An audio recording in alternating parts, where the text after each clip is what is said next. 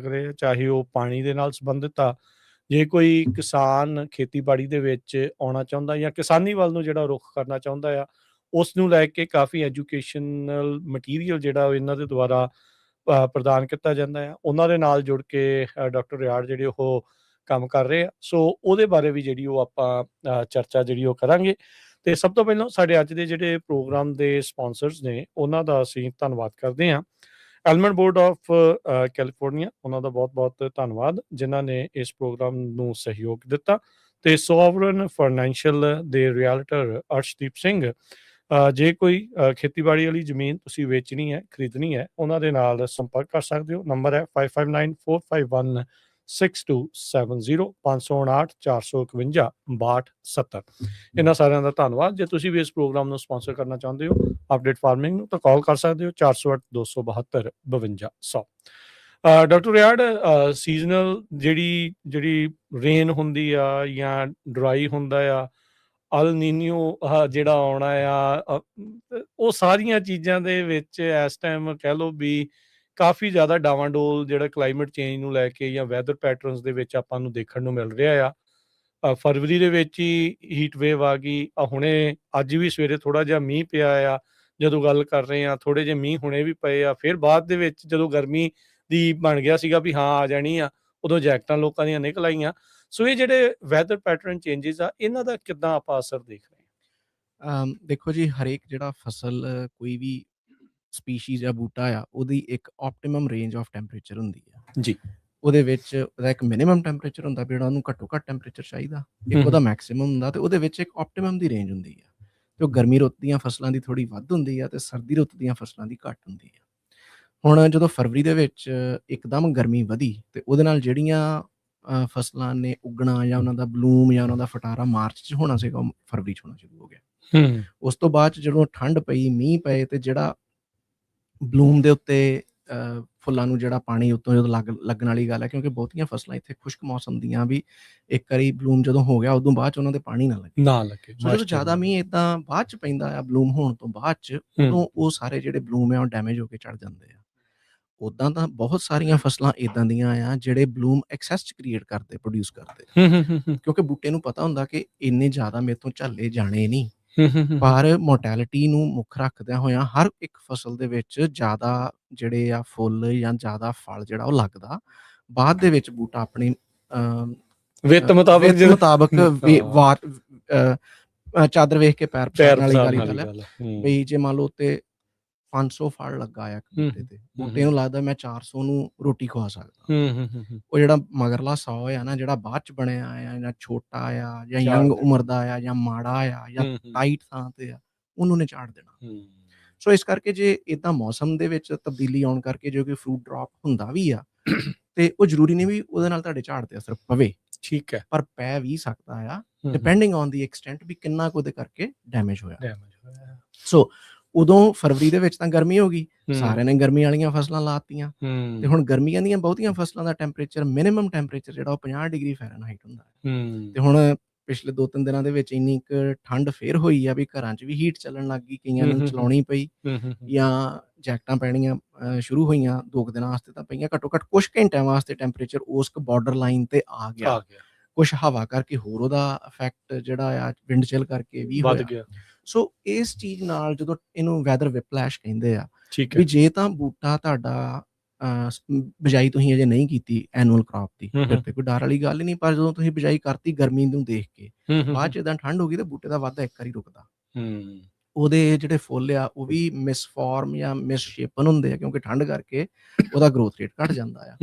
ਉਹਦੇ ਪੱਤਿਆਂ ਦਾ ਵੀ ਗਰੋਥ ਜਿਹੜਾ ਆ ਉਹ ਘੱਟਦਾ ਆ, ਉਹਦਾ ਉੱਦਾਂ ਇਨ ਜਨਰਲ ਵਾਧਾ ਘੱਟ ਜਾਂਦਾ ਆ। ਤੇ ਜਿਹੜੇ ਪਰੀਨੀਅਲ ਆਪਣੇ ਲੰਮੇ ਸਮੇਂ ਦੀਆਂ ਫਸਲਾਂ ਆ, ਬਾਗ ਨੇ ਜਿੱਦਾਂ, ਉਹਦੇ ਵਿੱਚ ਜਿਹੜੀ ਵੀ ਵੱਢ ਆ, ਡੋਰਮੈਂਟ ਵੱਢ ਬਹੁਤ ਜ਼ਿਆਦਾ ਠੰਡ ਤੱਕ ਨੂੰ ਚੱਲਣ ਵਾਸਤੇ ਬਰਦਾਸ਼ਤ ਕਰ ਲੈਂਦੀ ਆ। ਠੀਕ ਹੈ, ਪਰ ਜਦੋਂ ਇੱਕ ਵਾਰੀ ਬਲੂਮ ਸਟੇਜ ਤੇ ਆ ਜਾਂਦੀ ਆ ਨਾ, ਉਦੋਂ ਉਹਦੀ ਉਹ ਠੰਡ ਨੂੰ ਚੱਲਣ ਦੀ ਜਿਹੜੀ ਕਪੈਸਿਟੀ ਉਹ ਬਿਲਕੁਲ ਖਤਮ ਹੋ ਜਾਂਦੀ ਹੈ। ਸੋ ਉਦੋਂ ਫਿਰ ਉਹ ਜਿਹੜੇ ਬਲੂਮਸ ਆ ਕਿ ਨਹੀਂ ਫੁੱਲ ਆ ਜਿਹੜੇ ਜਿਨ੍ਹਾਂ ਨੂੰ ਜ਼ਿਆਦਾ ਠੰਡ ਪੈਂਦੀ ਆ, ਫਰੀਜ਼ ਡੈਮੇਜ ਹੋ ਜਾਂਦਾ ਤੇ ਉਹ ਫਿਰ ਚੜ ਜਾਂਦੇ ਆ। ਸੋ ਇਹ ਕਿੰਨਾ ਝੜਦੇ ਆ, ਕਿੰਨੀ ਦੇਰ ਉਹ ਵਿਪਲੈਸ਼ ਰਹਿੰਦਾ, ਜਾਂ ਕਿੰਨਾ ਜ਼ਿਆਦਾ ਆਲਰੇਡੀ ਬਲੂਮ ਹੋ ਚੁੱਕਾ ਸੀਗਾ ਤੇ ਉਹਦਾ ਕਿੰਨਾ % ਜਿਹੜਾ ਆ ਉਹ ਫਾਲ ਹੋ ਰਿਹਾ ਆ, ਉਹਨਾਂ ਸਾਰੀਆਂ ਚੀਜ਼ਾਂ ਦੇ ਨਾਲ। ਤੇ ਬਾਅਦ 'ਚ ਤੁਸੀਂ ਮਗਰ ਜਿਹੜਾ ਬਚਿਆ ਆ ਉਹਨੂੰ ਕੋਈ ਹੋਰ ਸਟ੍ਰੈਸ ਤਾਂ ਨਹੀਂ ਪੈਂਦਾ, ਉਹਨੂੰ ਤੁਸੀਂ ਕਿੱਦਾਂ ਮੈਨੇਜ ਕਰਦੇ ਜੇ, ਉਹਦੇ ਨਾਲ ਜਿਹੜਾ ਆ ਉਹ ਤੁਹਾਡੇ ਯੀਲਡ ਜਿਹੜੀ ਆ ਉਹ ਡਿਟਰਮਿਨ ਹੁੰਦੀ ਆ। ਸੋ ਇਹਦੇ ਕਰਕੇ ਕੋਈ ਐਡਾ ਕਨਕਲੂਸਿਵ ਨਹੀਂ ਆਪਾਂ ਕਹਿ ਸਕਦੇ ਵੀ ਝਾੜ ਘਟੇਗਾ ਹੀ ਜਾਂ ਨਹੀਂ ਘਟੇਗਾ, ਇਟ ਡਿਪੈਂਡਸ। ਤੁਸੀਂ ਜਿਹੜੇ ਤੁਹਾਡੇ ਯੂਨੀਵਰਸਿਟੀ ਦੇ ਫਾਰਮਸ ਜਿਹਦੇ ਵੱਖ-ਵੱਖ ਚੀਜ਼ਾਂ ਲੱਗੀਆਂ, ਬਾਏ ਸੀਇੰਗ ਐਨ ਆਈਜ਼, ਦੇਖ ਕੇ ਤੁਹਾਨੂੰ ਕੀ ਅੰਦਾਜ਼ਾ ਜਿਹਾ ਹੋਇਆ, ਪਹਿਲੋਂ ਦੇ ਨਾਲੋਂ ਕਿਵੇਂ ਫਰਕ ਜਿਹਾ ਮਹਿਸੂਸ ਹੋਇਆ ਇਹਦਾ ਵੈਦਰ ਵਿਪਲੈਸ਼? ਕੁਛ ਇੱਦਾਂ ਆ ਵੀ ਜਿਹੜੀ ਅਪ੍ਰੈਲ ਦੇ ਵਿੱਚ ਸ਼ੁਰੂ ਦੇ ਵਿੱਚ ਗਰਮੀ ਬਹੁਤ ਜ਼ਿਆਦਾ ਹੋ ਗਈ ਸੀਗੀ, ਉਦੋਂ ਵੀ ਇੱਕ ਵਾਰੀ ਗਰਮੀ ਜਿੱਦਾਂ ਪਹਿਲਾਂ ਫੈਬਰਵਰੀ 'ਚ ਹੋਈ, ਫਿਰ ਟੈਂਪਰੇਚਰ ਘਟਿਆ, ਫਿਰ ਗਰਮੀ ਹੋਈ, ਹੁਣ ਫਿਰ ਠੰਡ ਹੋਈ ਆ। ਸੋ ਜਦੋਂ ਗਰਮੀ ਹੁੰਦੀ ਆ ਕਿ ਨਹੀਂ, ਖਾਸ ਕਰਕੇ ਸਪਰਿੰਗ ਦੇ ਵਿੱਚ ਅਰਲੀ ਵਾਰਮ ਅਪ ਜਿਹੜੀ ਆ, ਉਹ ਸਾਰੀਆਂ ਫਸਲਾਂ ਦੀ ਜਿਹੜੀ ਪ੍ਰੋਗਰੈਸ਼ਨ ਆ ਉਹਨੂੰ ਤੇਜ਼ ਕਰ ਦਿੰਦੀ ਆ। ਸੋ ਫਸਲਾਂ ਜਿਹੜੀਆਂ ਬਲੂਮ ਤੇ ਵੀ ਛੇਤੀ ਆਉਂਦੀਆਂ ਤੇ ਉਹਦਾ ਫਰੂਟ ਦਾ ਜਾਂ ਗਰੋਥ ਹੈ ਜਿਹੜਾ ਉਹ ਵੀ ਅਰਲੀ ਤੇ ਜ਼ਿਆਦਾ ਹੁੰਦਾ, ਕਿਉਂਕਿ ਜਿੰਨਾ ਟੈਂਪਰੇਚਰ ਵੱਧ ਹੋਊਗਾ ਆਪਟੀਮਮ ਰੇਂਜ ਦੇ ਕੋਲ ਹੋਊਗਾ। ਹੁਣ ਜਿਹੜਾ ਟੈਂਪਰੇਚਰ ਮਿਡ ਮਈ ਤੋਂ ਬਾਅਦ ਜਾ ਕੇ ਹੋਣਾ, ਜਦੋਂ ਉਹ ਟੈਂਪਰੇਚਰ ਬੂਟੇ ਨੂੰ ਅਪ੍ਰੈਲ 'ਚ ਮਿਲ ਰਿਹਾ ਹੈ, ਅਪ੍ਰੈਲ ਦੇ ਵਿੱਚ ਇੰਨਾ ਟੈਂਪਰੇਚਰ ਹੋ ਰਿਹਾ ਤਾਂ ਉਹ ਉਨੀ ਗਰੋਥ ਕਰੂਗਾ। ਪਰ ਇਹ ਫਿਰ ਜਿਹੜਾ ਪਲਾਂਟ ਉਹ ਭੁਲੇਖੇ 'ਚ ਵੀ ਰਹਿੰਦਾ ਇੱਦਾਂ? ਨਹੀਂ, ਪਲਾਂਟ ਤਾਂ ਹਮੇਸ਼ਾ ਬੂਟਾ ਜਿਹੜਾ ਆ ਉਹ ਮੌਸਮ ਦੇ ਨਾਲ ਐਡਜਸਟ ਕਰਨ ਦੀ ਹੀ ਉਹਦੀ ਤਵੱਕੋ ਹੁੰਦੀ ਆ ਵੀ ਉੱਧਰ ਨੂੰ ਹੀ ਚੱਲਦਾ, ਵੀ ਜੇ ਠੰਡ ਮਿਲ ਗਈ ਆ ਤੇ ਹੌਲੀ ਹੋ ਜਾਓ, ਜੇ ਗਰਮੀ ਮਿਲ ਗਈ ਤੇ ਤੇਜ਼ ਹੋ ਜਾਓ, ਕਿਉਂਕਿ ਬੂਟੇ ਦੀ ਇਨਹੈਰੈਂਟ ਨੇਚਰ ਆ ਕਿ ਬੂਟੇ ਨੇ ਆਪਣਾ ਫਲ ਪੈਦਾ ਕਰਕੇ ਅਗਲੀ ਜਨਰੇਸ਼ਨ ਦਾ ਜਿਹੜਾ ਬੀ ਆ ਉਹ ਤਿਆਰ ਕਰਨਾ। ਉਹ ਜਿੰਨੀ ਛੇਤੀ ਤੋਂ ਛੇਤੀ ਕਰ ਸਕੇ, ਜਦੋਂ ਉਹਨੂੰ ਮੌਸਮ ਚੰਗਾ ਮਿਲਿਆ ਉਹਨੇ ਉਨੀ ਛੇਤੀ ਕਰਨ ਦੀ ਕੋਸ਼ਿਸ਼ ਕਰਨੀ। ਅਸੀਂ ਕਹਿੰਦੇ ਆ ਵੀ ਵੱਧ ਕਰੇ, ਜ਼ਿਆਦਾ ਲੰਮਾ ਸਮਾਂ ਉਹਨੂੰ ਨਰਚਰ ਕਰਦਾ ਰਵੇ, ਪਰ ਬੂਟਾ ਡਿਸਾਈਡ ਕਰਦਾ ਵੀ ਉਹਨੇ ਕਦੋਂ ਕਿੰਨਾ ਕੁ ਤੱਕ ਉਹਨੂੰ ਗਰੋ ਕਰਨਾ ਆ ਮੌਸਮੀ ਕੰਡੀਸ਼ਨਸ ਦੇ ਹਿਸਾਬ ਨਾਲ। ਹੁਣ ਜੇ ਆਪਾਂ ਵਿਪਲੈਸ਼ ਦੀ ਤੇ ਚੇਂਜਸ ਦੀ ਗੱਲ ਕਰਦੇ ਆ, ਜਦੋਂ ਵੀ ਮੌਸਮ ਏਦਾਂ ਬਦਲਦਾ ਆ ਕਿ ਨਹੀਂ, ਉਹਦਾ ਜਿਹੜਾ ਨੈਗੇਟਿਵ ਐਸਪੈਕਟ ਹੈ ਉਹ ਪੈਰੀਨੀਅਲ ਫਸਲਾਂ ਦੇ ਵਿੱਚ ਇੱਕ ਸਾਲ 'ਚ ਨਹੀਂ ਦਿਖਦਾ, ਉਹ ਆਉਂਦੀਆਂ ਸਾਲਾਂ ਦੇ ਵਿੱਚ ਵੀ ਦਿਸੂਗਾ। ਓਕੇ, ਕਿਉਂਕਿ ਬੂਟਾ ਜਦੋਂ ਇਸ ਸਾਲ ਉਹਨੂੰ ਸਟ੍ਰੈਸ ਜ਼ਿਆਦਾ ਪਈ ਆ, ਉਹਦੀ ਅਗਲੇ ਸਾਲ ਦੀ ਜਿਹੜੀ ਯੀਲਡ ਜਾਂ ਉਹ ਸਟ੍ਰੈਸ ਨੂੰ ਯੀਲਡ ਮੇਨਟੇਨ ਕਰਨ ਦੀ ਜਾਂ ਸਟ੍ਰੈਸ ਨੂੰ ਝੱਲਣ ਦੀ ਜਿਹੜੀ ਪਾਵਰ ਆ ਕਿ ਨਹੀਂ ਜਾਂ ਸ਼ਕਤੀ, ਉਹ ਘਟ ਜਾਂਦੀ। ਓਕੇ, ਸੋ ਡੈਗਰੇਡੇਸ਼ਨ ਵੀ ਹੋ ਸਕਦੀ ਹੈ। ਸੋ ਆਪਟੀਮਮ ਆਈਡੀਅਲੀ ਤਾਂ ਅਸੀਂ ਇਹੋ ਚਾਹਾਂਗੇ ਵੀ ਬੂਟੇ ਨੂੰ ਹਮੇਸ਼ਾ ਆਪਟੀਮਮ ਤੇ ਆਈਡੀਅਲ ਵੈਦਰ ਕੰਡੀਸ਼ਨਸ ਮਿਲਣ, ਪਰ ਇਹ ਬੰਦੇ ਦੇ ਵੱਸ ਤਾਂ ਹੈ ਨਹੀਂ। ਤੇ ਇਸ ਕਰਕੇ ਜਿਹੜੇ ਮੌਸਮ ਦੇ ਨਾਲ ਜਿਹੜਾ ਕਿ ਨਹੀਂ ਫਸਲਾਂ ਦੀ ਜਿਹੜੀ ਮੈਨੇਜਮੈਂਟ ਆ, ਉਹਨੂੰ ਸਾਨੂੰ ਇਸ ਚੀਜ਼ ਨੂੰ ਸਿੱਖਣ ਦੀ, ਸਮਝਣ ਦੀ ਲੋੜ ਆ ਕਿ ਅਸੀਂ ਨਹੀਂ ਡਿਸਾਈਡ ਕਰਦੇ ਕਿ ਬੂਟੇ ਨੇ ਝਾੜ ਕਿੰਨਾ ਦੇਣਾ ਆ, ਮੌਸਮ ਤੇ ਕੁਦਰਤੀ ਤਾਕਤਾਂ ਜਾਂ ਹੋਰ ਗਰੋਇੰਗ ਕੰਡੀਸ਼ਨਸ ਜਿਹੜੀਆਂ ਆ ਉਹ ਡਿਸਾਈਡ ਕਰਦੀਆਂ। ਉਹ ਇੱਕ ਕਹਿ ਲਓ ਵੀ ਬਣਾ ਲੈਂਦੀਆਂ, ਵੀ ਸੈੱਟ ਜਿਹਾ ਬਣਾ ਲੈਂਦੀਆਂ, ਫਿਰ ਆਪਾਂ ਉਹਦੇ ਵਿੱਚ ਫਿਰ ਜਿਹੜੀ ਉਹ ਖਾਦ ਪਾਉਣੀ ਤੇ ਉਹ ਸਾਰੀਆਂ ਚੀਜ਼ਾਂ ਕਰਨੀਆਂ। ਕੋਸ਼ਿਸ਼ ਤਾਂ ਆਪਣੀ ਫਿਰ ਇਹੀ ਹੁੰਦੀ ਵੀ ਯੀਲਡ ਵਧਾਉਣ ਦਾ ਹੀ ਕੰਮ ਹੁੰਦਾ। ਦੇਖੋ ਜੀ, ਅਸੀਂ ਕੋਈ ਵੀ ਖਾਦ ਜਿਹੜੀ ਆ ਜਦੋਂ ਮਿੱਟੀ 'ਚ ਪਾਉਂਦੇ ਆ ਨਾ, ਉਹ ਬੂਟੇ ਨੇ ਪਾਣੀ ਨਾਲ ਲੈਣੀ ਹੁੰਦੀ ਆ। ਤੇ ਜੇ ਤੇ ਗਰਮੀ ਪੈ ਰਹੀ ਆ ਤੇ ਬੂਟਾ ਪਾਣੀ ਚੁੱਕ ਰਿਹਾ ਤੇ ਵੈਪੋਟ੍ਰਾਂਸਪੀਰੇਸ਼ਨ ਹੋ ਰਹੀ ਆ, ਵੀ ਪੱਤਿਆਂ 'ਚੋਂ ਪਾਣੀ ਹਵਾ ਨੂੰ ਉੱਡ ਰਿਹਾ, ਤੇ ਫਿਰ ਉਹ ਪਾਣੀ ਜ਼ਮੀਨ ਤੋਂ ਚੁੱਕੂਗਾ। ਤੇ ਜਿੱਦਾਂ ਮੋਟਰ ਚੱਲਦੀ ਆ, ਪਾਣੀ ਤਾਂ ਜਾ ਰਿਹਾ ਤੇ ਉਹਦੇ ਵਿੱਚ ਜਿਹੜੇ ਘੁਲੇ ਹੋਏ ਤੱਤ ਆ ਉਹ ਵੀ ਜਾ ਰਹੇ ਆ, ਪਾਣੀ ਉੱਡ ਜਾਣਾ, ਤੱਤ ਜਿਹੜੇ ਬੂਟੇ 'ਚ ਕੰਸਨਟਰੇਟ ਹੋ ਜਾਣੇ ਆ। ਜਦੋਂ ਤੁਸੀਂ ਖਾਦ ਮਿੱਟੀ 'ਚ ਪਾਤੀ ਆ, ਪਰ ਬੱਦਲਵਾਈ ਵਾਲੇ ਦੇਣੇ ਆ ਜਾਂ ਹਵਾ ਚੱਲ ਰਹੀ ਆ, ਧੁੱਪ ਨਹੀਂ ਹੈਗੀ, ਅੱਛਾ, ਬੂਟੇ ਦਾ ਗਰੋਥ ਨਹੀਂ ਹੋ ਰਿਹਾ, ਵੈਪੋਟ੍ਰਾਂਸਪੀਰੇਸ਼ਨ ਹੋ ਨਹੀਂ ਰਹੀ, ਉਹ ਪਾਣੀ ਚੁੱਕ ਨਹੀਂ ਰਿਹਾ, ਖਾਦ ਬੂਟੇ ਦੇ ਵਿੱਚ ਕਿੱਦਾਂ ਜਾਊ? ਮਤਲਬ ਧੁੱਪ ਜ਼ਰੂਰੀ ਆ ਖਾਦ ਦੀ ਉਹਦੇ ਲਈ। ਟਾਈਮ ਤੇ ਹਰੇਕ ਚੀਜ਼ ਜ਼ਰੂਰੀ ਆ। ਸਿਆਲ 'ਚ ਧੁੰਦ ਵੀ ਜ਼ਰੂਰੀ ਆ, ਜਿੱਦਾਂ ਐਤਕੀ ਧੁੰਦ ਪਈ, ਲਗਾਤਾਰ ਮਹੀਨਾ ਇੱਕ ਧੁੰਦ ਪੈਂਦੀ ਰਹੀ, ਉਹਦੇ ਕਰਕੇ ਟੈਂਪਰੇਚਰ ਬੜਾ ਪਿਸਟੈਸ਼ੀਓ ਦੀ ਜਿਹੜੀ ਆ ਵਰਨਲਾਈਜੇਸ਼ਨ ਜਾਂ ਚਿਲ ਆਵਰਸ ਦੇ ਹਿਸਾਬ ਨਾਲ ਬੜਾ ਵਧੀਆ ਰਿਹਾ।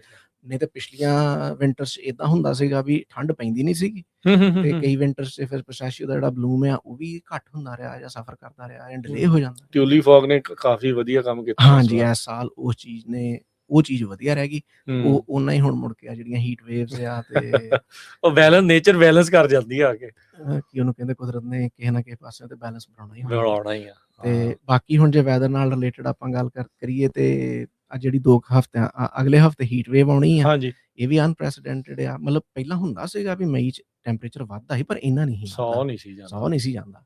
ਤੇ ਅੱਗੇ ਵੀ 2-3 ਸਾਲ ਏਦਾਂ ਹੁੰਦਾ ਰਿਹਾ ਵੀ ਇੱਕ ਵਾਰੀ ਮਈ 'ਚ ਥੋੜੀ ਜਿਹੀ ਗਰਮੀ ਦਿਖਾ ਕੇ ਮੁੜ ਕੇ ਜੂਨ ਸਾਰਾ ਠੰਡਾ ਰਹਿੰਦਾ ਰਿਹਾ। ਸੋ ਹੁਣ ਐਤਕੀ ਵੀ ਪਤਾ ਨਹੀਂ ਵੀ ਕੀ ਬਣਨਾ ਆ। ਜੇ ਤੇ ਐਲ ਨੀਨੋ ਵਾਲਾ ਹੋਇਆ ਕੋਈ ਉਹਦਾ ਵੈਦਰ ਪੈਟਰਨ ਏਦਾਂ ਦਾ ਵੀ ਹੌਟ ਐਂਡ ਡਰਾਈ ਹੋਇਆ, ਤਾਂ ਫਿਰ ਐਕਸਟ੍ਰੀਮ ਹੀਟ ਵੇਵ ਆ, ਫਿਰ ਵਾਟਰ ਡਿਮਾਂਡ ਵਧੂਗੀ, ਫਸਲਾਂ ਦਾ ਸਟ੍ਰੈਸ ਜਿਹੜਾ ਆ, ਬੰਦਿਆਂ ਦਾ ਸਟ੍ਰੈਸ ਜਿਹੜਾ ਆ ਉਹ ਵੀ ਵਧੂਗਾ। ਤੇ ਜੇ ਵਿਪਲੈਸ਼ ਹੀ ਹੁੰਦਾ ਰਿਹਾ ਤੇ ਹੋ ਸਕਦਾ ਟੈਂਪਰੇਚਰ ਘੱਟ ਰਵੇ, ਜੇ ਵੈਦਰ ਪੈਟਰਨ ਚੇਂਜ ਹੋਇਆ, ਜਾਂ ਅਨਸੀਜ਼ਨੇਬਲ ਰੇਨਫਾਲ ਵੀ ਹੋ ਸਕਦੀ ਹੈ। ਸੋ ਇਹ ਸਾਰੀਆਂ ਜਿਹੜੀਆਂ ਚੀਜ਼ਾਂ ਆ, ਇਹਨਾਂ ਦੇ ਕਰਕੇ ਸਾਨੂੰ ਐਜ਼ ਏ ਗਰੋਅਰ ਅਵੇਅਰ ਰਹਿਣ ਦੀ ਲੋੜ ਆ ਵੀ ਮੌਸਮ ਦਾ ਪੈਟਰਨ, ਮੌਸਮ ਦਾ ਮਿਜਾਜ ਕਿੱਦਾਂ ਦਾ ਆ, ਤੇ ਉਸ ਹਿਸਾਬ ਨਾਲ ਕੀ ਆਪਾਂ ਕੋਈ ਸ਼ਾਰਟ ਟਰਮ ਬੇਸਿਸ ਤੇ ਜਾਂ ਲੌਂਗ ਟਰਮ ਬੇਸਿਸ ਤੇ ਆਪਾਂ ਆਪਣੇ ਕ੍ਰੌਪਿੰਗ ਸਿਸਟਮ ਨੂੰ ਥੋੜਾ ਜਿਹਾ ਵੈਦਰ ਰੈਜ਼ੀਲੀਐਂਟ ਬਣਾ ਸਕਦੇ ਆ ਜਾਂ ਨਹੀਂ। ਬੈਸਟ ਕੋਰਸ ਆਫ ਐਕਸ਼ਨ ਕੀ ਆ ਹੁਣ ਫਿਰ ਇਹ ਸਾਰੇ ਗਰੋਵਰਸ ਦੇ ਲਈ ਇੱਥੇ? ਇਹ ਸਾਰਿਆਂ ਦੀ ਸਿਚੁਏਸ਼ਨ ਯੂਨੀਕ ਹੋਊਗੀ ਜੀ। ਤੇ ਜੇ ਤੇ ਤੁਸੀਂ ਮੰਨ ਲਓ ਇੱਕੋ ਹੀ ਪੇਰੇਨੀਅਲ ਕ੍ਰੌਪ ਬੀਜੀ ਹੋਈ ਹੈ ਤੁਹਾਡੇ ਸਾਰੇ, ਤੇ ਜੇ ਮੰਨ ਲਓ ਫੇਲ ਹੋ ਜਾਂਦੀ ਹੈ ਫਿਰ ਤੇ ਤੁਹਾਡਾ ਟੋਟਲ ਲਾਸ ਹੋ ਜਾਂਦਾ ਹੈ, ਜਾਂ ਜੇ ਲਾਸ ਹੋ ਜਾਂਦਾ। ਪਰ ਜੇ ਤੁਸੀਂ ਥੋੜੀ ਜਿਹੀ ਡਾਇਵਰਸਿਟੀ ਆਪਣੇ ਫਾਰਮ ਤੇ ਰੱਖਦੇ ਜੇ, ਵੀ ਪੇਰੇਨੀਅਲ ਕ੍ਰੌਪਸ ਵੀ ਹੈਗੀਆਂ ਆ, ਪਰ ਕੁਛ ਇੱਕ ਏਕੜੇ ਜਿੱਦਾਂ ਦੀ ਆ ਜਿੱਥੇ ਕੋਈ ਮਾਈਨਰ, ਕੋਈ ਮੇਜਰ ਐਨੂਅਲ ਕ੍ਰੌਪਸ ਤੁਸੀਂ ਗਰੋ ਕਰ ਰਹੇ ਜੇ, ਜਿਹਦੀ ਵੀ ਤੁਹਾਡੇ ਕੋਲ ਮਾਰਕੀਟ ਹੈਗੀ ਆ, ਤੇ ਫਿਰ ਤੁਸੀਂ you are just hedging your bet, ਵੀ ਤੁਸੀਂ ਆਪਣਾ ਵੰਡ ਵਰਤ ਕੇ ਕੀਤਾ ਹੋਇਆ ਵੀ ਚਲੋ ਜੇ ਇੱਕ ਪਾਸਿਓਂ ਇੰਨਾ ਵਧੀਆ ਨਹੀਂ ਰਿਹਾ ਤੇ ਕੁਛ ਦੂਜੇ ਪਾਸਿਓਂ ਕੁਛ ਨਾ ਕੁਛ ਨਿਕਲ ਆਊਗਾ। ਨਹੀਂ ਬਿਲਕੁਲ। ਸੋ ਇਹ ਸਾਰੀਆਂ ਚੀਜ਼ਾਂ ਹੈਗੀਆਂ ਆ। ਤੇ ਇੱਥੇ ਡਾਕਟਰ ਰਿਆੜ ਇਹ ਦੱਸਿਓ ਵੀ ਜਿੱਦਾਂ UCANR ਆ ਜਾਂ ਤੁਹਾਡੀ ਜਿਹੜੀ ਫਰੈਜ਼ਨੋ ਸਟੇਟ ਯੂਨੀਵਰਸਿਟੀ ਆ, ਇੱਥੇ ਕੁਛ ਰਿਸੋਰਸਿਸ ਇੱਦਾਂ ਦੇ ਅਵੇਲੇਬਲ ਆ ਜਿਨ੍ਹਾਂ ਨੂੰ ਦੇਖ ਕੇ ਜਿਹੜੇ ਗਰੋਵਰਸ ਆ ਉਹ ਇੱਦਾਂ ਦੇ ਡਿਸੀਜਨਸ ਲੈ ਸਕਣ? ਦੇਖੋ ਉੱਦਾਂ ਤਾਂ UCANR, UC ਕੋਆਪਰੇਟਿਵ ਐਕਸਟੈਂਸ਼ਨ ਦੇ ਵਿੱਚ ਸਮਾਰਟ ਵੈਦਰ ਜਾਂ ਕਲਾਈਮੇਟ ਸਮਾਰਟ ਐਗਰੀਕਲਚਰ ਨਾਲ ਰਿਲੇਟਡ ਪ੍ਰੋਗਰਾਮਸ ਹੈਗੇ ਆ। ਸਪੈਸ਼ਲਾਈਜ਼ਡ ਜਿਹੜੇ ਫਾਰਮ ਐਡਵਾਈਜ਼ਰਸ ਨੇ, ਟੈਕਨੀਸ਼ੀਅਨਸ ਨੇ, ਉਹ ਵੀ ਫਾਰਮਰਸ ਦੀ ਹੈਲਪ ਕਰਨ ਵਾਸਤੇ ਅਵੇਲੇਬਲ ਆ। ਤੇ ਪਰ ਜਿੱਦਾਂ ਤੁਸੀਂ ਹੁਣ ਇਨਫੋਰਮੇਸ਼ਨ ਦੀ ਗੱਲ ਕੀਤੀ ਆ, ਮੈਂ ਹੁਣ ਸਵਿਚ ਕਰਨਾ ਚਾਹੂੰਗਾ ਵੀ ਆਪਣੇ ਜਿਹੜੇ ਸਾਡੇ ਕੋਲ ਇੱਕ ਫਾਰਮਰਸ ਵਾਸਤੇ ਇਨਫੋਰਮੇਸ਼ਨ ਵਾਸਤੇ ਹੀ ਇੱਕ ਬੜਾ ਵਧੀਆ ਪ੍ਰੋਗਰਾਮ ਫਰੈਜ਼ਨੋ ਸਟੇਟ ਯੂਨੀਵਰਸਿਟੀ ਦੇ ਵਿੱਚ ਚੱਲ ਰਿਹਾ ਆ ਪਿਛਲੇ 2 ਸਾਲ ਤੋਂ। ਜੀ, ਤੇ ਜ਼ਰੂਰ ਦੱਸੋ ਉਸ ਦੇ ਬਾਰੇ। ਹਾਂਜੀ, ਇਹ ਜਿਹੜਾ ਪ੍ਰੋਗਰਾਮ ਆ ਇਹ ਹੈਗਾ ਬਿਗਨਿੰਗ ਐਂਡ ਸਮਾਲ ਫਾਰਮਰ ਤੇ ਸੋਸ਼ਲੀ ਡਿਸਐਡਵਾਂਟੇਜ ਫਾਰਮਰਸ ਵਾਸਤੇ ਤੇ ਵੈਟਰਨਸ ਵਾਸਤੇ। ਓਕੇ। ਪਰ ਉੱਦਾਂ ਆਪਾਂ ਕਿਸੇ ਨੂੰ ਨਾ ਨਹੀਂ ਕਰਦੇ, ਜਿੰਨੇ ਆਉਣਾ ਸਿੱਖ ਲਓ। ਬਿਲਕੁਲ। ਕੋਈ ਨਵਾਂ ਕਿਸਾਨ ਆ ਜਿਹੜੇ ਖੇਤੀਬਾੜੀ 'ਚ ਨਵੇਂ ਪਏ ਆ ਜਾਂ ਅਜੇ ਖੇਤੀਬਾੜੀ 'ਚ ਆਉਣ ਦੀ ਸੋਚ ਰਹੇ ਆ, ਹਾਂਜੀ, ਇਹ ਬਿਗਨਿੰਗ ਫਾਰਮਰ ਐਂਡ ਰੈਂਚਰ ਤੇ ਵੈਟਰਨਸ ਜਿਹੜੇ ਕੋਈ ਡਿਫੈਂਸ ਸਰਵਿਸਿਜ਼ 'ਚੋਂ ਰਿਟਾਇਰ ਹੋ ਕੇ ਮੇਨ ਸਟਰੀਮ ਲਾਈਫ 'ਚ ਆਏ ਆ, ਉਹਨਾਂ ਵਾਸਤੇ ਵੀ। ਤੇ ਉਹ ਸਾਡਾ ਮਤਲਬ ਮੁੱਖ ਕਲਾਇੰਟੈਲ ਆ, ਪਰ ਓਪਨ ਟੂ ਆਲ ਆ, ਫ੍ਰੀ ਪ੍ਰੋਗਰਾਮ ਆ। ਇਹਦਾ ਨਾਂ ਆ ਫਰੈਜ਼ਨੋ ਸਟੇਟ ਸਮਾਰਟ ਫਾਰਮ ਯੂਨੀਵਰਸਿਟੀ। ਠੀਕ ਹੈ ਜੀ। ਸੋ ਜਿਹੜੇ ਸਾਡੇ ਸਰੋਤੇ ਇਸ ਪ੍ਰੋਗਰਾਮ ਬਾਰੇ ਨਹੀਂ ਜਿਨ੍ਹਾਂ ਨੂੰ ਪਤਾ, ਤੇ ਕਿਸੇ ਵੀ ਆਪਣੇ ਸਰਚ ਇੰਜਨ ਦੇ ਵਿੱਚ ਫਰੈਜ਼ਨੋ ਸਟੇਟ ਸਮਾਰਟ ਫਾਰਮ ਯੂਨੀਵਰਸਿਟੀ ਤੁਸੀਂ ਸਰਚ ਕਰੋਗੇ ਤੇ ਉਹ ਲਿੰਕ ਆ ਜਾਏਗਾ। ਉਹਦੇ ਤੇ ਪ੍ਰੋਗਰਾਮ ਬਾਰੇ ਜਾਣਕਾਰੀ ਇੰਗਲਿਸ਼ ਦੇ ਵਿੱਚ ਅਵੇਲੇਬਲ ਆ, ਰਜਿਸਟ੍ਰੇਸ਼ਨ ਦੇ ਲਿੰਕ ਅਵੇਲੇਬਲ ਆ, ਵਰਕਸ਼ਾਪ ਦੀ ਸਕੈਜੂਲਸ ਜਿਹੜੀਆਂ ਨੇ ਉਹ ਵੀ ਅਵੇਲੇਬਲ ਆ। ਠੀਕ ਹੈ। ਸੋ ਉਹਦੇ ਬਾਰੇ ਹੁਣ ਮੈਂ ਆਪਣੇ ਸਰੋਤਿਆਂ ਨੂੰ ਇੱਥੇ ਵੀ ਦੱਸਦਾ ਕਿ ਖੇਤੀਬਾੜੀ ਵਿੱਚ ਇਸ ਵੇਲੇ ਖਾਸ ਕਰਕੇ ਇੱਥੇ ਕੈਲੀਫੋਰਨੀਆ 'ਚ, ਉਦੋਂ ਤਾਂ ਚਲੋ ਸਾਰੀ ਦੁਨੀਆ 'ਚ ਹੀ ਮਾੜਾ ਹਾਲ ਆ, ਸਸਟੇਨੇਬਿਲਿਟੀ ਤੇ ਪ੍ਰੋਫਿਟੇਬਿਲਿਟੀ ਫਾਰਮਰਸ ਦੀ ਜਿਹੜੀ ਆ ਉਹ ਬਹੁਤ ਔਖੀ ਆ, ਉੜਦੀ ਜਾ ਰਹੀ ਆ। ਪੈਸੇ ਬਣ ਨਹੀਂ ਰਹੇ, ਚਲਾਉਣਾ ਇਹਨੂੰ ਐਜ਼ ਏ ਬਿਜ਼ਨਸ ਚਾਹੀਦਾ ਆ, ਤੇ ਬਿਜ਼ਨਸ ਦੇ ਵਿੱਚ ਜਦੋਂ ਪ੍ਰੋਫਿਟ ਨਹੀਂ ਹੁੰਦਾ ਫਿਰ ਉਹ ਬਿਜ਼ਨਸ ਨਹੀਂ ਰਹਿੰਦਾ। ਤੇ ਇਸ ਪ੍ਰੋਗਰਾਮ ਦਾ ਗੋਲ ਇਹ ਆ ਕਿ ਕਿਸਾਨਾਂ ਨੂੰ ਹਰ ਤਰ੍ਹਾਂ ਦੀ ਜਿਹੜੀ ਜਾਣਕਾਰੀ ਆ ਉਹ ਮਿਲੇ ਤਾਂ ਕਿ ਉਹ ਸਮਾਰਟ ਬਿਜ਼ਨਸ ਡਿਸੀਜਨਸ ਲੈ ਸਕਣ। ਤੇ ਦੂਜੀ ਗੱਲ ਜਿਹੜੀ ਨਾਲ ਉਹਦੇ ਬਰਾਬਰ ਦੀ ਹੀ ਇਹ ਆ ਕਿ ਇੱਥੇ ਜਿਹੜੀ ਖੇਤੀ ਆ ਉਹਨੂੰ ਸਰਕਾਰੀ ਮਦਦ ਬਹੁਤ ਮਿਲਦੀ ਆ ਹਰ ਤਰ੍ਹਾਂ ਦੀ। ਪਰ ਬਹੁਤੀ ਵਾਰੀ ਆਪਣੇ ਲੋਕਾਂ ਨੂੰ ਲੈਂਗੁਏਜ ਬੈਰੀਅਰ ਕਰਕੇ ਜਾਂ ਇਨਫੋਰਮੇਸ਼ਨ ਦੀ ਕਮੀ ਹੋਣ ਕਰਕੇ ਉਹਨਾਂ ਚੀਜ਼ਾਂ ਬਾਰੇ ਪਤਾ ਹੀ ਨਹੀਂ ਹੁੰਦਾ ਕਿ ਇਹ ਪ੍ਰੋਗਰਾਮ ਵੀ ਹੈਗੇ। ਹਰ ਸਾਲ ਫਾਰਮ ਬਿੱਲ ਜਿਹੜਾ 5 ਸਾਲਾਂ ਬਾਅਦ ਬਣਦਾ ਆ, ਅੱਜ ਕੱਲ੍ਹ ਵੀ ਉਹ ਬਣ ਰਿਹਾ, ਉਹਦੀ ਡਿਸਕਸ਼ਨ ਚੱਲ ਰਹੀ ਆ, ਜਿਹਦੇ ਵਿੱਚ ਪੈਸੇ ਜਿਹੜੇ ਉਹ ਐਲੋਕੇਟ ਹੁੰਦੇ ਆ ਕਿ ਖੇਤੀਬਾੜੀ ਵਾਸਤੇ ਕਿੰਨਾ ਪੈਸਾ ਜਿਹੜਾ ਸਰਕਾਰ ਨੇ ਮੁਹੱਈਆ ਕਰਾਉਣਾ ਜੀ, ਤੇ ਉਹ ਵੱਖਰੇ ਵੱਖਰੇ ਪ੍ਰੋਗਰਾਮਾਂ ਰਾਹੀਂ ਜ਼ਿਮੀਂਦਾਰਾਂ ਨੂੰ ਵੰਡਿਆ ਜਾਂਦਾ ਤਾਂ ਕਿ ਜ਼ਿਮੀਂਦਾਰ ਜਿਹੜੇ ਆ ਉਹ ਬਿਜ਼ਨਸ 'ਚ ਰਹਿਣ, ਵੀ ਜਿੰਨਾ ਉਹਨਾਂ ਦਾ ਮਾਰਕੀਟ ਕੰਡੀਸ਼ਨਸ ਕਰਕੇ, ਮਾੜੇ ਮੌਸਮ ਕਰਕੇ, ਘੱਟ ਫਸਲ ਹੋਣ ਕਰਕੇ ਜਿਹੜਾ ਉਹਨਾਂ ਨੂੰ ਘਾਟਾ ਪੈ ਰਿਹਾ ਆ, ਉਹ ਘਾਟਾ ਪੂਰਾ ਹੋ ਸਕੇ ਤਾਂ ਕਿ ਉਹ ਘਾਟੇ 'ਚ ਨਾ ਜਾਣ ਤੇ ਬਿਜ਼ਨਸ ਉਹਨਾਂ ਦਾ ਫਲੋਟ ਰਵੇ। ਮਤਲਬ ਮਾਰਕੀਟ ਦੀ ਤੇ ਕੰਡੀਸ਼ਨ ਇਹ ਆ ਕਿ ਜ਼ਿਮੀਂਦਾਰ ਕੋਲ ਪੈਸੇ ਬਣਨ ਨਾ, ਪਰ ਸਰਕਾਰ ਦੀ ਤੇ ਇੰਟੈਂਟ ਇਹੋ ਹੁੰਦੀ ਆ ਕਿ ਫੂਡ ਆਉਂਦਾ ਰਵੇ ਤੇ ਲੋਕਾਂ ਨੂੰ ਖਾਣ ਨੂੰ ਮਿਲਦਾ ਰਵੇ। ਨੈਸ਼ਨਲ ਸਿਕਿਉਰਿਟੀ ਦਾ ਮਸਲਾ ਬਣ ਜਾਂਦਾ। ਬਿਲਕੁਲ ਜੀ, ਬਿਲਕੁਲ। ਤੇ ਉਹਦੇ ਵਾਸਤੇ ਜੋ ਘਰੇਲੂ ਉਤਪਾਦਨ ਆ, ਜੋ ਲੋਕਲ ਇੱਥੇ ਐਗਰੀਕਲਚਰਲ ਪ੍ਰੋਡਕਸ਼ਨ ਹੋ ਜਾਣੀ, ਉਹਦੇ ਨਾਲ ਦੀ ਰੀਸ ਕੋਈ ਨਹੀਂ। ਸੋ ਜੇ ਸਾਰੇ ਫਾਰਮਰਸ ਇਦਾਂ ਬਿਜ਼ਨਸ ਛੱਡ ਕੇ ਵੀ ਘਾਟਾ ਪੈਣ ਕਰਕੇ ਬਿਜ਼ਨਸ ਛੱਡ ਜਾਣ ਤੇ ਖੇਤੀ ਕਰੂ ਕੌਣ? ਸਹੀ ਗੱਲ।